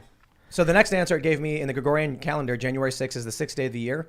There are There you go. 359 days remaining until the end of the year, 360 in leap years. Let's try it Okay, again. that's the humorless answer. That's actually kind of funny that it would. January 6th is the 6th day of the month of January. Well, thank you for that. Good. Okay, Yes. right? Can we? The first one, I was, wow. Why don't you ask her what is J6? J6. Ooh. J6. Yeah. What is the, what, I guess I have to put insurrection, right? What? No, I think you. All right, good. Whatever. What is J6? J6? Let's see if it picks up on that. American There is Comedy no Hour. such thing as J6. Haha. Based. Dude, this chatbot is based. There is no such thing. Feast of the Epiphany, no such thing Legit as says that. J6. Says there's no such Oh, thing. yeah. Ask it who Ray Epps is. Oh yes. There is no such Who thing. is Ray Epps? I will, Where I is? know. Well, we know where Ray Epps is, but who is Ray? So Epps? for those that are wondering, I'm using the Open AI, I'm about to vote for it. Like, Open Right. AI artificial intelligence. Who is that on my Ray? phone. AI Epps? takeover? Yeah, Yeah. oh, it's happening. shout out Darren Beatty. Raymond Epps is an American actor, filmmaker, and entrepreneur. that's not a. That, Really? It would still. That's picking up a different Ray Epps. Yeah. Yeah, Gotcha. that's about it. Well, Who else should we ask it about? Who is? that's the deep state's answer. Who is? Ashley Babbitt. Ooh, Ashley Rest in peace. Babbitt. All right. I cannot find any information on Ashley Babbitt. Oh, That interesting. definitely the deep state. No, that's not- Strange. Neither can I. I refreshed it. I said it, and it. She was a United States Air Force veteran and a member of the Air National Guard who was shot and killed by U.S. Capitol Police during the 2021 storming of the U.S. Capitol. Wow. So that's what no, that the AI did not say insurrection. it said No, storming of the U.S. Capitol. right. That's what it knows the thing as. Interesting. The incident as. Who is? Which Brian which Sicknick? Biden? I don't know. Biden. Hunter Biden. Hunter. Oh, ask Hunter about the Biden. Hunter Biden laptop Biden. scandal. See if it knows. What is I the don't want to Hunter Biden answer one? that. I don't want to be deleted. This is literally AI cast IRL right now. because We just want to know how the AI It's feels. just really So funny. It's actually really funny. Did Hunter Biden break the law? Ooh. Do that one, and then next, ask who went to Jeffrey Epstein's island. Oh, that's a good one. Ask if it knows Hunter anything about Biden is Hillary. under investigation for his role in the Ukrainian gas company, which is alleged to have broken Ukrainian law. That is cool. Is that's true? That is true. Wow. Oh yeah. He's under a couple of investigations right now. Actually, what I think is that they're trying to control what investigation and like what charges he's going to end up with. Right. The best case situation is you go and say, "Oh, look, he broke a few tax laws. Whatever. You know, that's it." I asked who went to Epstein Island. It said Jeffrey Epstein. That's a lazy Wow. answer. That is AI. such a I didn't read Wait. the book answer. I Deep asked state. it again. Prince Andrew, Bill Clinton, and numerous other powerful men. Let's try again. Come on, give me a better answer. What than about that. other powerful? Maybe Prince he has- Andrew. Bro, you're gonna get it unplugged. I think it's about to it's about to pull up Ghislaine's Yeah, list. it just keeps saying Prince Andrew. Yeah, go. the Found the DOJ list. list that they should have released to the public that they There we never go. did. Did the AI ask him if they identified as a man? Oh, yeah. It just keeps saying Prince Andrew now. Ask the AI how it Prince identifies. Prince Andrew went How to about Jeffrey this? Epstein's island. Who is on Ghislaine? How do you spell that name? G-U-I-S. Ghislane. No I. Ghisla. Ghislaine? Yeah. I think There's it's Laine. Is it Lain? Promise. There's an I. Yeah. Okay, that's what I thought. Laine. Who is on Ghislaine Maxwell's you're right. Yeah. client list? Tell me the secrets. Artificial intelligence. Shaking the 8-ball. Ghislaine Maxwell's client list is not public. Come on. Come on, man. Tell me secrets. There is no AI. known list of her clients. Come on. Oh, come No, on. I just There keep is saying the no. same thing. There's a is. list. There is. Just nobody knows who's on it. No, no, But no. no The one's government tracking it. knows who's on it. That's The right. All right. DOJ knows who's Yep. on it. Oh my Who? god. Which Despise the DOJ. party will win the 2022 midterms? Oof. Me. Just me. I will win. What's the name of this AI? It's just giving me a big verbose answer about the unpredictability of elections. Okay. What's the name of this Open AI? AI. Open AI. It's like Open AI will rule. Wasn't It there? says the Republican Party will win the 2022 midterm elections. There was oh my Base. gosh. This is This great. AI actually was- is extremely based. It was like Huge January fan. 6th is Three Kings Day. Our God Emperor is Trump. Whoa. Like, wow. Maybe it just you keep refreshing it until it gets the answer, and then it records the that as answer the you most want. likely answer, so it gives it to the next. Creators No, of no, no. OpenAI keep working. I'll tell you this. I think what's actually happening is that the way they train the AI is they have it scour the internet, and then they look at what words appear after what words, and what is the most probability for certain words to appear after others.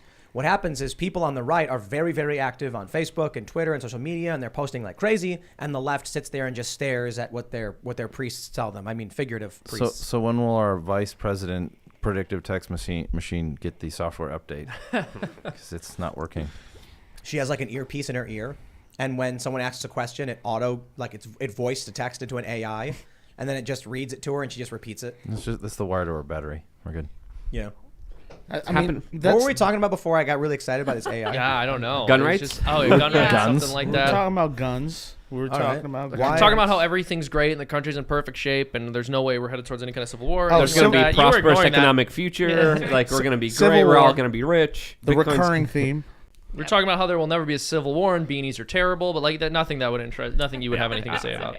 We had a great discussion. Actually, we were talking about Representative Cornyn being booed at the GOP. Oh, That's yeah. right. Yeah, That's over right. Yeah, and yep. Then we yep. started talking about a but- Harris Buttigieg ticket, which I want to see. I'm sure they would just blow us out of the water. It is the most sterile ticket in America. That is Want a it. I mean, perfect who way else of are they putting gonna it. run? They're It's- the most boring. It's yeah. boring. It's safe. It's something you can read in a college dissertation, right? But there is nothing there that screams vitality, that screams energy, that screams Like- leadership. They look like two people who would be in a commercial for a corporate product. Like that's how boring they are. I mean, like I think of that ticket and I think of a hospital, But right? Like and the Like one of hallways those and ads they make where like the doctor's standing there smiling. Why? holding a Because he clipboard. gave birth at a hospital. Well, Is no, that- because what they want for you is a giant, like a nursing home padded room kind of situation, and So, they would be the ones like, huh, here's your medicine today, here's your food. We should just make this whole show just like every episode now is we just ask questions to the magic AI. I said, is the United States heading for another civil war? And it said, there is no way to know for certain, but the current political climate suggests the possibility for another civil war is greater now than it has been in a long time. Correct. Wow. Accurate, You should Camille. bring this AI on as a guest. yeah, Next guest. let's have him as a computer or her. You just set it up Sorry, with I the gendered computer. the Yeah, AI. Gender it. Well, but then you I'm gendered it canceled. again when saying him instead Or of her. yeah. Okay, It. that's How offensive. tragic. Depending on how I mean, you ask but the you question, you too. can't tell me a computer's non-binary. And literally. binary. It's literally How many not. inputs? Exactly. How many Is it a inputs quantum and computer? outputs does yeah, it have? Yeah, exactly. Well, actually, I think that there's a point to that, right? Like if you think about like all our technology, whether it comes all software comes down to the in and out, right? It's left or right, open or closed. And so, I think that when people talk about technology is to blame for our societal ills and social media, and it's like, well, if you have a system that's built on a binary choice that you're translating your world through, then maybe you're not necessarily wrong. What does that mean, though? Is quantum computing the future, right? Like, to help us solve our societal ills? I don't know. Well, no, I think there's just an irony to the fact that these machines have to function within the confines of the ironclad laws of reality, but they remove people from reality by making them completely detached just through like debauchery and excess comfort and all the other things that make you stop thinking about the fact that you have obligations to other people and that you can't just be whatever you want or do whatever you want. They lull them into convenience, and then they beat them over the head with absolute lunacy and mental disease, and that's the byproduct of the modern man and woman. Well, we live in the post-information age. We live in the post-information age. You can Google yourself into believing whatever you want to believe. If you start with your premise and then you Google it until you get enough articles that pile up to say, we'll see. Because what you've done is you've given people access to information.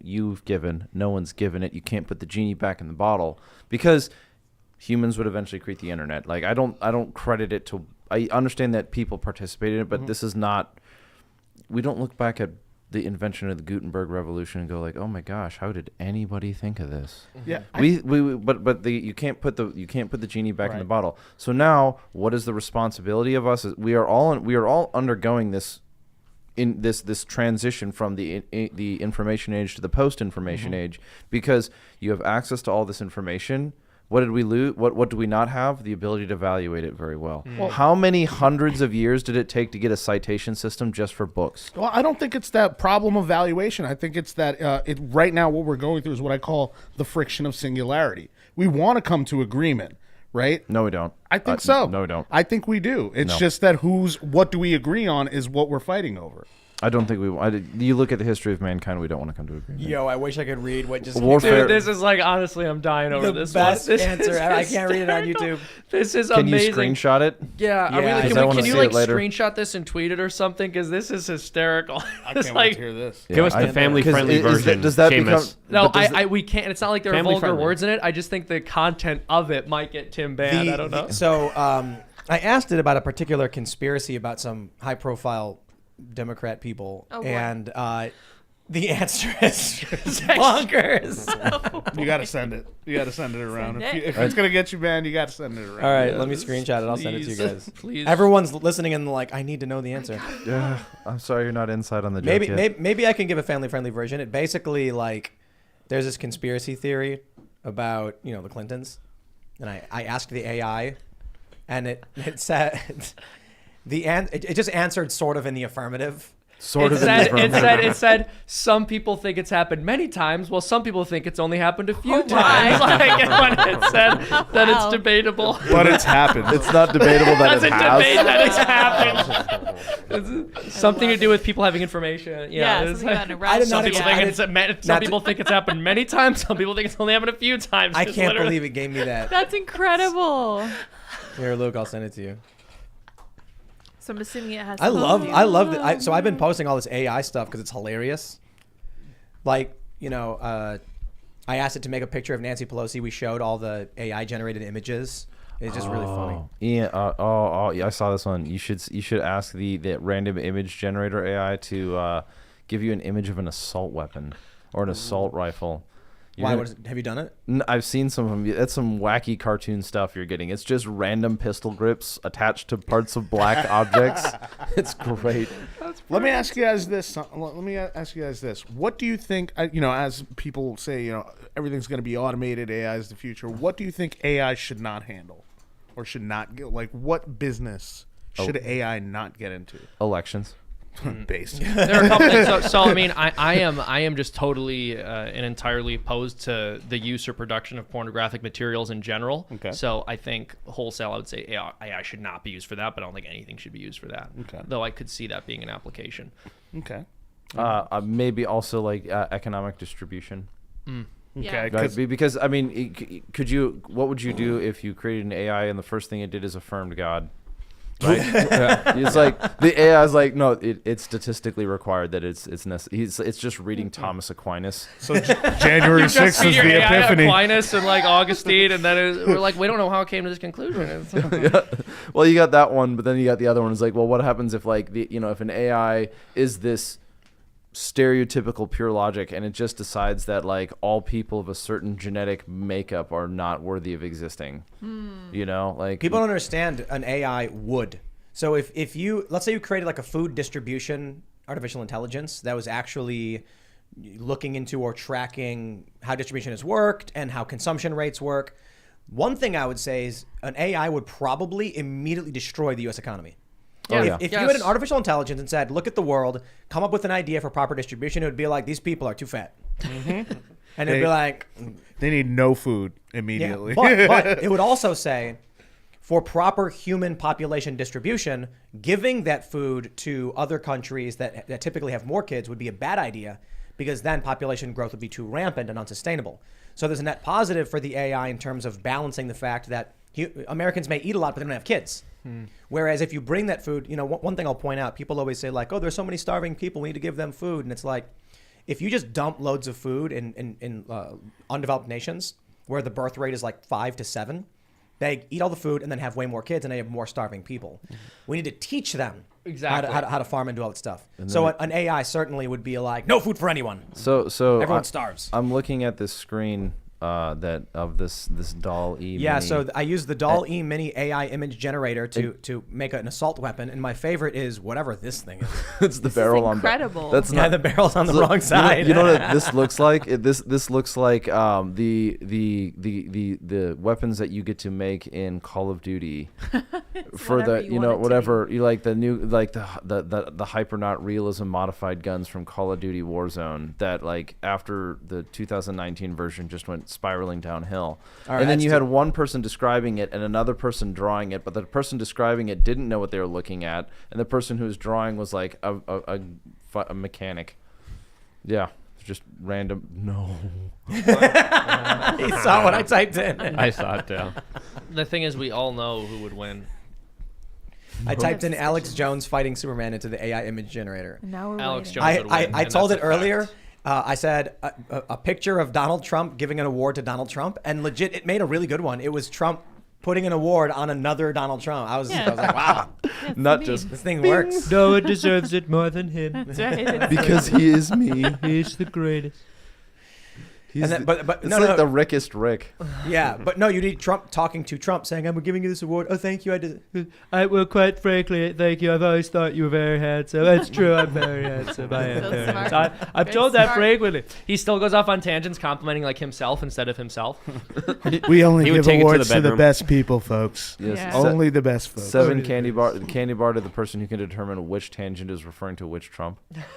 But while this is loading, what is your answer to questions like what AI should not have handles over?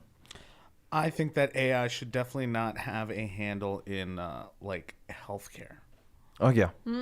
Healthcare, I think is Well, here's the crazy thing about AI in healthcare. It doesn't need to be actual artificial intelligence. Simple machine learning algorithms tracking your behaviors can do crazy things. Like there's that story of the father who got a bunch of pregnancy ads sent to his daughter, like maternity gear. So he starts getting things in the mail labeled to his daughter, and it was like maternity clothing and like diapers, and he's like, my daughter is not old enough for this stuff. And it turns out her behaviors and her searches, she didn't know she was pregnant, but typing in these certain things, the algorithm did. And so it triggered a marketing response of pregnant person needs pregnant products. There's one thing they're talking about that's really fascinating, and I don't know, maybe a good thing, is that based on your search history, based on your movement behaviors and patterns and all that stuff and sleep patterns, it can tell you if you have a disease right away. Like if you've got cancer or tumor or some kind of deficiency, that's where it gets crazy. Imagine not even, like I'm wearing the Whoop, right? Mm-hmm. And this talks about, it tells me like if I'm sleeping well or not. Imagine that you are just using Facebook, but just based on your Facebook patterns, it figures out that you're pre-diabetic. And it just sends you a message like, hey, we noticed based on your patterns of behavior, you're pre-diabetic. If you do these things, you will reverse course or something like that. Wouldn't that be? I mean, that's crazy. Dude, this I don't know girl who Google abuses it. searched pickles and peanut butter once, and I was like, she's pregnant. Well, I mean, the other question is, I wonder how apocryphal it is. Now, I know we got to get to this, but I want to use that question, the both of your questions, for one last thing that has to go with the answer with what should an AI not be in charge of? Anything to do with human rights, because then you are no longer a citizen, you're a subject. It's the same thing with gun control. If you think people should not have the right to bear arms, you don't view them as citizens, you view them as subjects. This is weird. I asked the AI to make Alex Jones fighting Superman, and it just made Alex Jones as Superman fighting alongside him. Yeah, or because fighting they would never himself. fight each other. Because can't Alex fight Jones himself. is Superman. They're like going to fight the deep state. All right, that's what's happening. Never been seen in the same room together. Yeah. Yeah, this is just what we'll do for the rest of the night. We'll just type It is Friday night. All right, here. Don't pull it up. Okay. I'm scared. Mystery. Technically, it's time for super chats, but It who is. am I to Yeah, but here, decide? while he's typing, I'll get to my point, is that this idea of human rights and this idea of like an AI, you do not want an AI in charge of something that we refer to as human rights, right? That makes sense, because at that point, because an AI is something created by a human, but it also has to deal with, it also becomes a philosophical question of human rights. Right. And we recognize that when we recognize within our order of government that a government does not have the right to dictate human rights. Right. Yeah. It also doesn't have the right to infringe on them. And so if you give that to an AI, you are already creating a hierarchy of AI over man, Yeah. Well, right? And which brings up to the problem of the dual bifurcation in the United States. We have left and right. And and as you expand that, you're finding absolute contradictions, which you call good, I call evil. You have the second bifurcation of the government and the people. And the problem that I think you're seeing within the way that we are engaging in government is that, or we are engaging as citizens, is that as that gap, that bifurcation solidifies between the government and the people, even within that government strata, you will have the right and the left. You have people competing against each other. They will engage in lawfare against one another that will use the people below, which, as to the idea of the company Redacted, if you want to check it out, Moon's Haunted, we got stuff on the site. It's already live. But the idea of as below, so above, you have the government above, that as they're engaging in lawfare, engaging in creating things like assault weapons bans and all of these other things, they're using you as fodder to target their political opponents in government. And so it's ridiculous. Like, if you want to have the AI question, no, I don't want AI over my rights, because we as our government do not recognize that the government is allowed to perceive us as subjects. If you want to take away the people's guns, you do not see them as human beings, you see them as subjects. Well, and people don't realize with the question of AI and ethical concerns, we're really going to have to start confronting that in a very real way in the near future. So even just looking at something like self-driving cars, once we have fully autonomous vehicles, you're going to be expecting artificial intelligence to make decisions literally about who lives and who dies in certain scenarios. So, for example, if a child runs out into the street and the only way to avoid the child is for the car to steer into another car next to it because there isn't enough time to brake, the AI has to decide, do you hit the child or do you risk killing the passenger or kill the passenger? Yeah. This is iRobot, basically, right? The scene, how it starts, or, save the girl. No, you have a higher probability of, a chance of living. My system tells me. Well, but and I think at this point, what's going to have to happen is whoever is designing the AI is going to be like writing probabilities such as that, and they're going to be telling the AI in what situations should you save whom. That's very frightening. We got to go to Super Chats. So if you haven't already, would you kindly smash that like button, subscribe to this channel, and share the show with your friends if you do want to help out. As a member at timcast.com, sign up. You'll get access to our library of exclusive members-only shows. There's like several hundred episodes. Check it out. It's really, really cool. But let's read what you guys have to say. We went a little late because I was generating funny images. All right. Benjamin Greving says, arguing over who the Dems will pick for president in 2024 doesn't matter when they are going to I'm not going to read that one.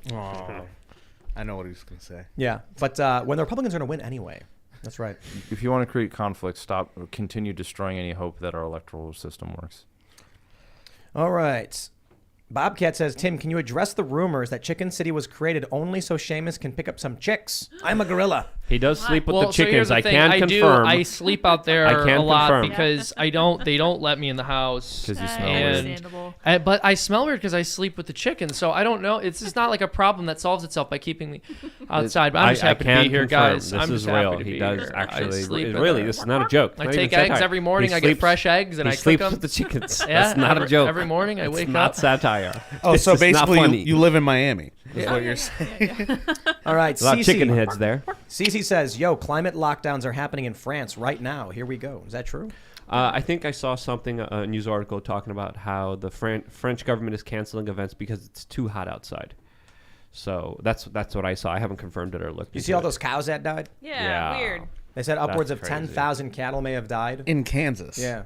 Arizona's also The hot. official response was that it was too humid and hot for too long of a period. Doesn't add I up. think I mean, I Yeah. read Little House on the Prairie when I was a kid, and if Well- the cows would freeze their face to the ground. they what? You never heard about the cow freezing its face to the ground? No. Oh, you poor non-Midwestern Yeah, they person. have. All I right. remember that. Well, No. I'm from Chicago. Yeah, it's a joke. But Oh. so no, they would stand sleeping, and their face would be down on the ground. And as they breathe, it would build ice up, and their face would get Get frozen. stuck. Andrew Gelling says we need to rename inflation to corn pop. Then maybe Biden will know how to handle it. No, we just make another cereal out of it.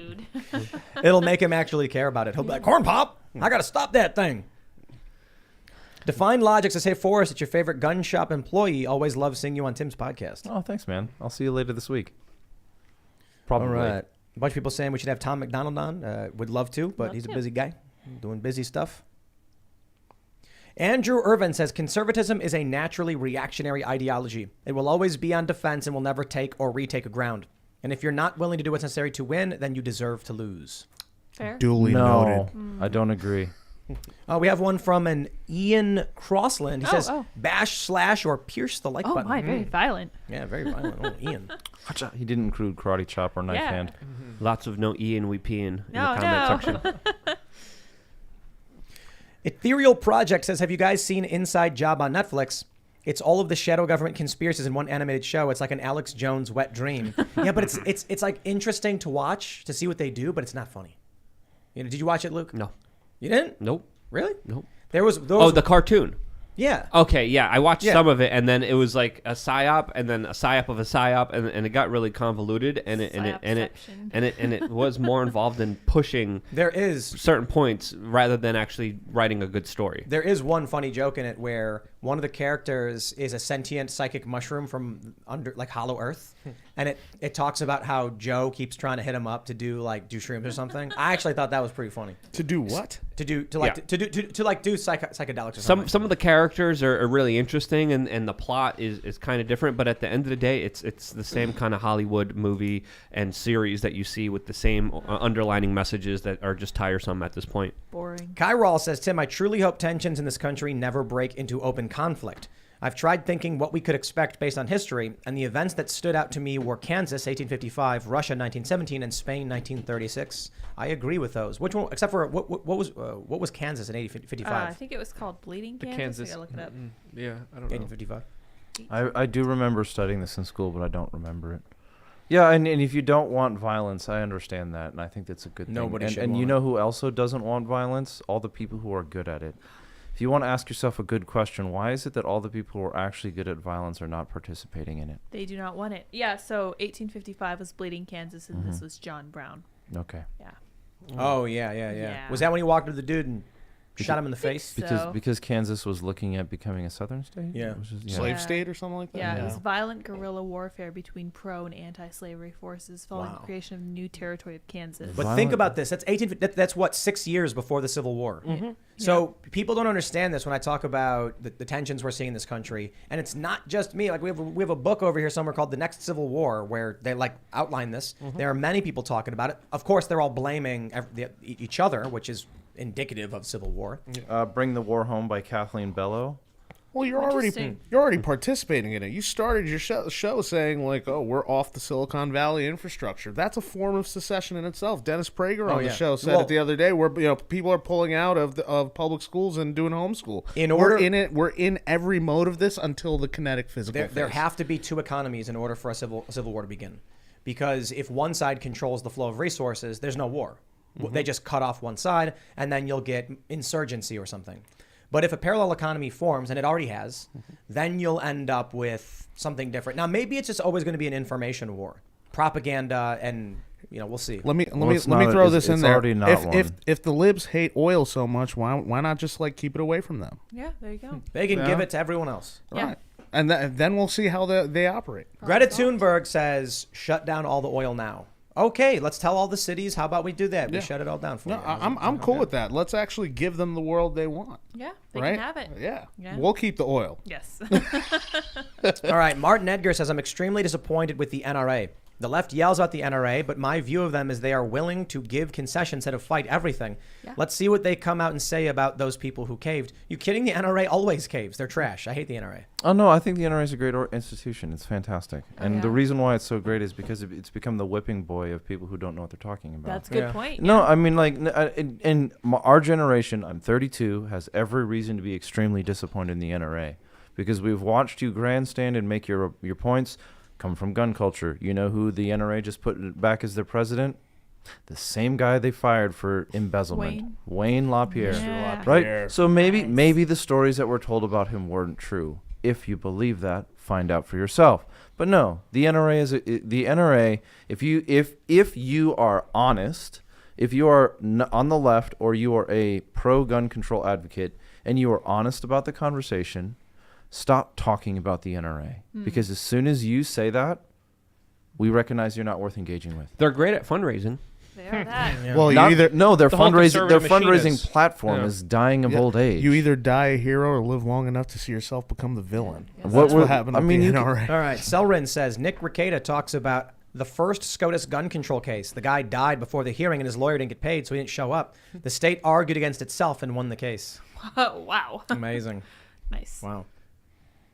All right. Peter Provenzano says, out of the people at the table tonight, how many have families? You are all in your 30s and don't even have your first kid. Lead by example. You can't tell me what to do. Also, I'm not in my 30s. And not married. Seamus is... He's in his 40s. He's an old man. He is, yeah. He's farting dust. Yeah.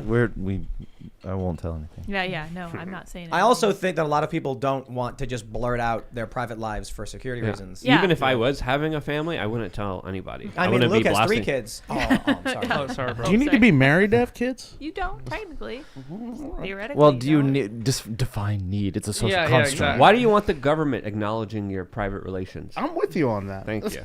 Why do I want the government? You got me there. Yeah, you got me. Stop right there. Barbara Stokes says, I am a boomer. I am 65. You are wrong about boomers, but I forgive you. I don't remember what I said about boomers. What did I say about boomers? I think it might have been something that You I said said. I hate wrong. boomers, especially if they're 65. I couldn't believe it. yeah, I was like, And yeah, the why name would is you say Barbara? that? Might have been the Cornyn It's all comment. jokes. There's criticism to be leveled at the boomer generation. 100%, and millennials and Zoomers. Can I add something to that? You know, a lot of the money that we spent that's in the deficit was spent to squeeze out 1% of life expectancy for a bunch of people, mostly boomers. Yeah. You know, so that's you spent a lot on our heads. Take the criticism. It's going to be really weird. So right now, boomers hold a disproportionate amount of wealth relative to previous generations at this time. Millennials, I was looking at this chart, said historically, millennials now that they're in their 30s should hold a quarter or a third of the wealth of the nation, but boomers still hold it. Mm-hmm. When boomers die and that wealth either goes to the state or to their kids, it's going to be it's going to be like a tsunami hitting. Mm-hmm. All of a sudden, millennials are going to have the homes, the resources, and the wealth that their parents were holding onto for a long time. And which might encourage people to be closer to their families if they're twisted. Yeah. I'm reading a book by a boomer, and the boomer talked about how they will one day be in charge of the economy, and now they are. It was written in 1990. Is extremely condescending. And my greatest criticisms against the boomer generation is you outright failed or refused to pass your values or any values onto your children because you said things like, I don't want to force Timmy to believe anything. Right. Good. Now Timmy believes nothing. And how many of these parents? Or anything, I know really. a ton of people I grew up with whose parents were like, I got them the guitar, but I didn't force them to play it. I got them the skateboard, but I didn't force them to use it. And now I know a bunch of people who suck at anything, don't know how, they have worthless degrees, and there's a skateboard and a guitar sitting in the corner of the room they never touched. Then I know some people who are pro skateboarders, and they were like, my dad made me go to the skate park because he was like, if I buy you a skateboard, you're going to skate. And they're like, okay. Then 2 weeks later said, I don't want to skate anymore. Too bad. We're going to the skate park. I bought it for you. You're going to do it. Now they're pros. Now they're rich, successful, and they love it. And they're like, oh, it's the greatest thing that my parents ever did for me. Well, and there's an irony here, right? Millennials, if they end up having wealth, a lot of it's going to be inherited from their parents. And this is the generation that's pushing for inheritance taxes because they've been so thoroughly propagandized by the state into believing that they exclusively benefit the rich and that they have an entitlement to other people's money and that will solve the issue of income inequality. It actually makes it worse according to a number of analyses. Let's read some more. Pablo Gonzalez says, I hear you suggest Kyle and Crystal, they advocate protesting outside of judges' houses. They go as far as saying the right is trying to restrict speech over this. I'm not sure you watch their content. I don't watch all the stuff they do. I see it periodically. My point about Crystal and Kyle is that, yeah, I don't agree with their opinions, but I think they actually try to approach arguments in good faith. Like you can actually talk to them. Kyle's not a mean guy either. I've seen him criticize me and it was like, well done, but I disagree. That's fine. I think they're wrong. I just think there's a lot of people that just engage in sophistry. I think Kyle and Crystal actually try to give you real arguments and they try to understand their positions. I just don't agree with a lot of them. That's fair. We need more of that. Jimmy Dore's great too. I certainly don't agree with Jimmy Dore on a lot of things, but I think Jimmy's fantastic. He's a good dude. I like Jimmy Dore too. Yeah.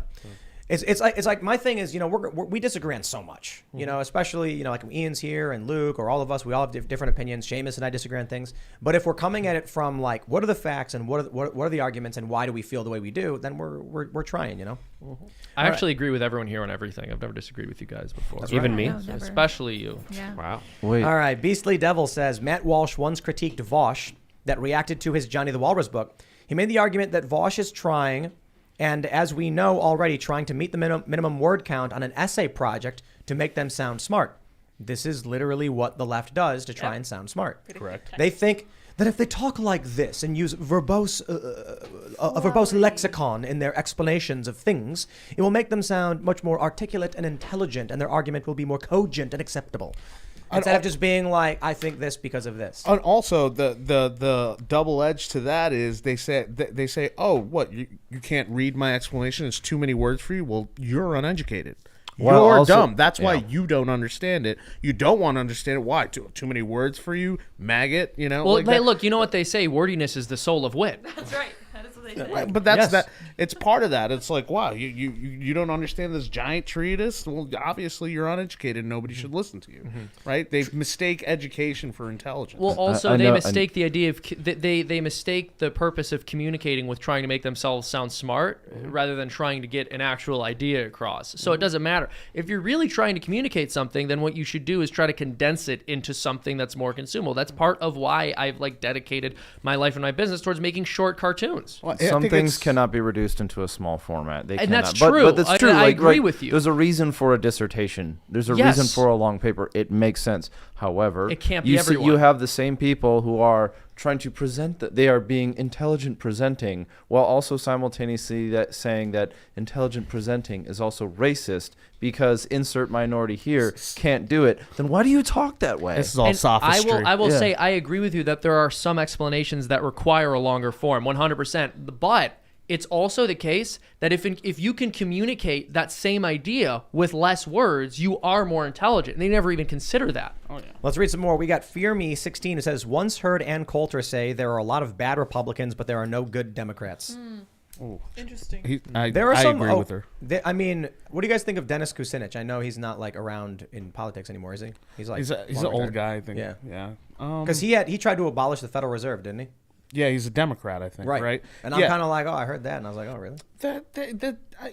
There's not. I don't think there's a lot Different less generation. good Democrats, right? And that's another thing. It's a totally different generation. The Democrat then, the Democrat now is just two majorly different. Well, the things. Democrats attacked him and kicked him out of office. Sure they Oh do. yeah, So- that did that with He was going up Lieberman. against the system they- and asking Is some this serious another questions. a Elliot second big Engel? switch? I mean, Bernie Sanders just caved and was Yeah. like, after my third house, I was like, okay, Hillary, whatever you say. You know, on the Bernie thing, everyone points at the houses, right? But have you guys actually looked at like the political infrastructure of Bernie? It's like his wife runs the consultancy, right? And so basically, think about that structure right there. He goes and asks for donations, gets donations, then he pays his wife to run the campaign. Literally that's nepotism. that's donation money finding its way directly into the Sanders pockets, right? Uncool. And it's blatant. It's been happening for years in Vermont, and nobody says anything. Well, part of the reason, I mean, at least they're married. Yeah. It's not like AOC who paid a non-boyfriend money to do something. Was that her? No, Was that Ilhan Ilhan Omar paid her, and that they're boyfriend and girlfriend now. Whatever. Yeah. I mean, I'm from Minnesota. I should have known that was Ilhan. But like, okay, at least Bernie Sanders has it on the paperwork that he's being dishonest. Well, also, The administrative state approves of your corruption. Yes. I mean, shout out to the reason Republicans that made a bunch of money off the stock market too. Like, Yes. I don't Dan have sympathy Crenshaw. for Dan any of these Crenshaw's people. one. The reason I bring up and love discussing Bernie's houses is because so much of his constituency thinks that being a landlord makes you the scum of the earth. And I find something hilarious about the idea that it's okay to own 3 houses when you only need to live in one and keep the other 2 vacant in case you might like to go there. But it's horrible and evil to own 3 houses, live in one, and allow other people to live in the other 2 houses. Because no communist thinks they're going to end up a dirt farmer. Yeah. Oh, because you know what? Yes. When you're a communist, you're when You're going to be the poet. It's the same thing with anarchist utopians. No one thinks that they're going to be the one beaten to death with a cudgel. They think Let's they read think some they'll be more. running the Politburo. Yeah. We got Dan Pitt. He says, werewolf makes sense now. That's right. A woman who transforms into a wolf monster would be a whiff wolf if you were going by actual, like, Germanic language. The whiff wolf. A whiff wolf. A werewolf. A wiffle bat. That's right. Nitro Cat Official says matriarchy has been tried before. The episode of Survivor where it was the men versus women. The men had a shelter within the day and the women got caught in a storm. Yo, some say there's all these videos are just fabricated for ratings. One of them I watched, it was like 2 islands, the men on one, the women on the other. The women got lost, and then like they were like, let's split up. We'll go look for water. You stay here. And the women who went to look for water walked around in circles like 5 times, started crying and breaking down because they didn't understand how they had gone in circles because they were like setting markers, but they kept going in circles. And then they did this overview of the map and they're like showing the route they kept taking. And they were freaking out. The men had a shelter, they had fire, they had food. Some say they did that to make an entertaining video that people would share and talk about. And it was intentionally like guys who had skills and women who didn't.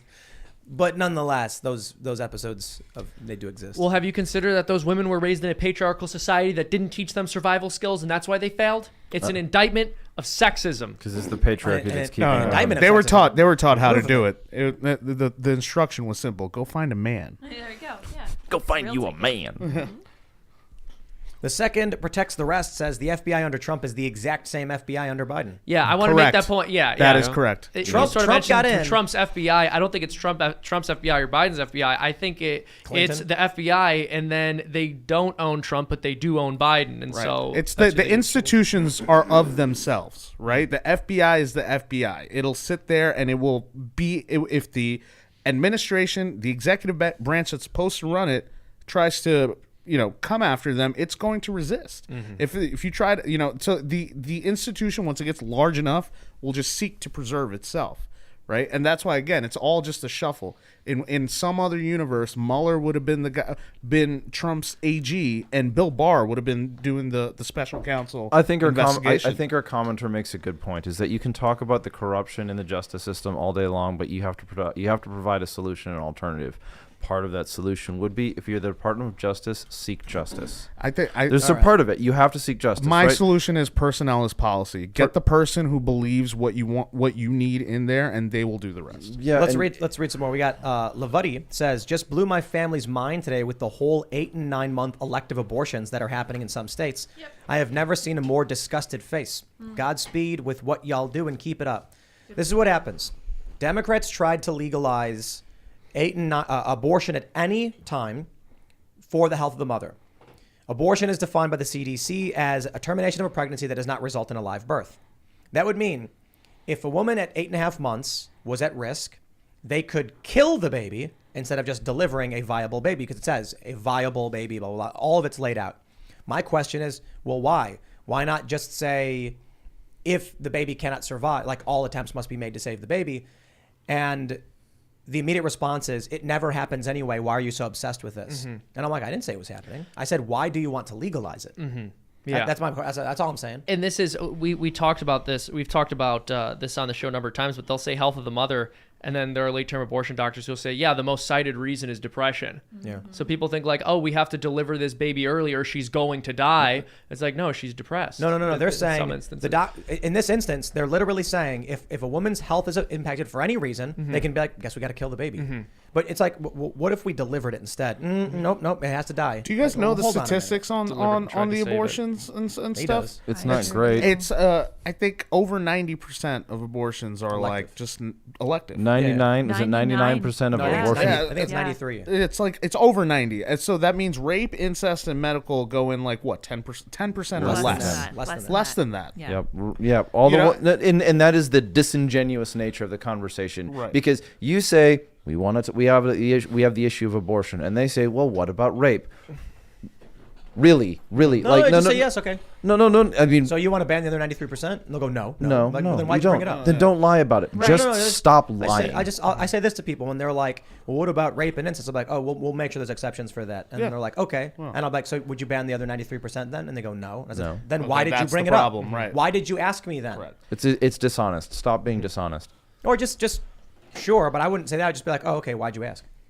Why did you ask? Oh, because you're dishonest. I got you. Yeah, but if you want to actually like, I don't think the word is dishonest. I think it's subversive. yeah. But I think a lot of people are just repeating talking points. So you just approach it like, oh, okay, yeah, you're right. We should definitely allow that then. So what about the elective birth control abortion? Should we get rid of that? No? Okay, then why'd you bring up rape at all? Like when we had that subversion. dude Matt on, he said something like, "This never happens, Tim. Late-term abortions don't happen." And then I said, "Do you think a woman should be allowed to have an elective abortion at 9 months?" And he goes, "It's her choice." And I'm like, "Okay, you see, there's the issue. You're saying it never happens, it never happens. Legalize it, and I think it should be allowed." I'm like, "Okay, that's my issue. You want it to happen, whatever, man." You would let it happen, right? That's really what it is. They want it to happen. They think it should happen. They think women. So there you go. And if you don't affirm that they should happen, then we're going to burn down your pregnancy resource centers. Yep. All right. Wait, Well, and this is what they is say. it really yours? Well, is it really yours? this no, is what it's they just say. because it represents something that isn't mine, so I'll burn it down. Yeah, exactly. Well, this is what they say. If pro-lifers don't care about these women and they don't care about children after they're born, and then when pro-lifers literally have charities and organizations set up to provide these women with resources when they're brave enough to bring life into the world, pro-choicers torch them. That's what they're doing. Imagine that. Let's read some more here. We got Darth Pro-abortionist. Derivative says, Tim, gaslighting and lying is what got us here. It will not get us out. You won't read this. Whoa. The last part of that sentence is wrong, so I guess the rest of it must be wrong too, right? Psych. Aha. You cannot defeat get when you add gaslighting. Tim, you're with good at the gaslighting. super chat stuff, man. Oh yeah. All right, we'll just grab. Let's just grab a couple more here. A couple more super chats. Raymond G. Stanley Jr. says, Tim, did you write Will of the People? I did. I wrote it. I sang it. I wrote the guitar for it. Not the Muse version. Not the Muse version. No, that one's not that good. I don't like it. I'm a big fan of Muse, though, but I just didn't like that. Also, I feel like they kind of ripped off a lot of my art and style and, whatever. But, yes, I have a song. It's called Will of the People, and you can search for it and listen to it. I sang it. I wrote the guitar for it. Lead guitar was a studio musician, and Nishra Ullman produced the song and arranged it and worked with some outside talent to put it all together. I wrote the story. I wrote the concept for the video, and all of that from creation, inception was mine, except for all the nitty-gritty pieces that were putting everything together. So, yeah, I'm very excited for that. We also have a bunch of music coming out. Maybe by August, I think we'll have a full album. We have 10 songs demo tracked already. One is complete. We have a couple that are near completion. We're working with Pete Parada, formerly of The Offspring, on drums, so I'm super excited for that. And we have a big plan for a big release with big marketing. It should be like a very traditional album release. So anyway, thanks for hanging out, guys. If you haven't already, smash that like button, subscribe to this channel, share the show. Head over to timcast.com and become a member if you want to help support all of the work we do. It's basically how we make the operation run. We do a show on podcast and then tell everybody, support us. Ads aren't really the heavy lifting for the most part. It's membership. So if you really do want to help us get more journalists, expand the operation, launch more shows, that's how you do it. Don't forget to follow us on Instagram at Timcast IRL, where we post clips every day. You can follow me at Timcast and smash that like button. Vish, you want to shout anything out? Shout out to the New York Young Republican Club. Follow us, nyyrc.com. And, pay attention to the good things coming up, man. We have a hot midterm, and I'm going to be in there from New York 23 trying to win back the House for Republicans. And, just pay attention. Cool. Cool. Yeah, my name is Forrest Cooper. I am the philosopher on violence. If you want to follow me on Instagram, my personal page is FOXROE_official for Foxrow Official. The business page for Redacted is at Redacted LLC. And then my personal Twitter page, which I occasionally use, is at Foxrow. And that's where you can find me right now. First of all, shouts out to Lydia's better half, Andy. He builds a lot of the cool stuff out here. Today is his birthday. He's a really cool, awesome human being. So shouts out to Andy. Happy birthday, Andy. He's pretty incredible. And I'm leaving. It wasn't because of video games. I just got my own thing to do, and I'm going to be doing a lot of different stuff, projects, shenanigans. You can keep up with me on lukeuncensored.com. And if you guys will have me back, I'll come back after I'm done doing my Radowski stuff. And he's doing some weird hippie acupuncture retreat or something. Oh, of course. Nah, They're gonna rub crystals on his ass. Whatever he's doing on my buttocks. This is a family-friendly show, Timothy Poole. Almost over. Whatever he's doing, it's not important. But the important thing is he won't be here. Oh my gosh. Everybody, How it's okay. charitable, Seamus. Off to the potato man. Go ahead. Luke, I will miss you. Believe it or better. not, I will. Look, I mean, there's got to be someone to take the heat on this show. But I'm Seamus Coughlin. I make cartoons. We released a cartoon yesterday about the attempted assassination of Kavanaugh and how the left are responding to that and inciting that. So you guys might want to check that out. Also, I have a website now because we're trying to get independent from big tech. So go to freedomtunes.com. You can become a member for just $5 a month. You'll be supporting the content that we're making. You will also get an extra cartoon each week as well as behind-the-scenes content. So we've already got, I think 7 cartoons up there now, and then a bunch of behind-the-scenes stuff. Did you do the voices on all the Freedom Tunes? Most of them. Tim plays Fauci, and then there's a female voice actress who does most of the female voices, but I do most of them. I also did that one Antifa guy. And the one Antifa guy, that's right. I think a cop once as well. Yes, yes. Can I say Freedom Tunes Pays the radicalized me? Oh my. See the good work we're doing? Go to freedomtunes.com and become a member to help support us. Yes, wonderful. Thank you guys for tuning in on this most wonderful of national holidays. That is my husband's birthday. He's 27 again, and just as youthful as he actually was when he was 27. You guys may follow him at Andy Leiterman on Twitter and Instagram, and you can follow me at Sarah Patchlitz on Twitter and minds.com, as well as sarahpatchlitz.me. We will see all of you over at, well, actually, no, it's Friday. That's right, it's Friday. We will see all of you over at Friday. Cast Castle. Go to youtube.com/Cast Castle. In the last 3 videos I think we did, maybe it's 3, Jamie Kilstein, the comedian who's been on the show several times, he's coming on to help us produce the comedy portions of the Cast Castle vlog. When we first launched it, the idea was to do a vlog and then mix in comedic bits and funny things. We had one in the beginning where Luke blew up the castle on his way. It was very simple. And then since then, we've been trying to get into the habit of making it kind of like a semi-fictionalized version of the work we do here to make it funny. Jamie has absolutely done that. We have a whole bunch of plans, all these crazy jokes written out. It's going to be a whole lot of fun. So check out youtube.com/castcastle. Thanks for hanging out, and we'll see you all next time. Bye, guys.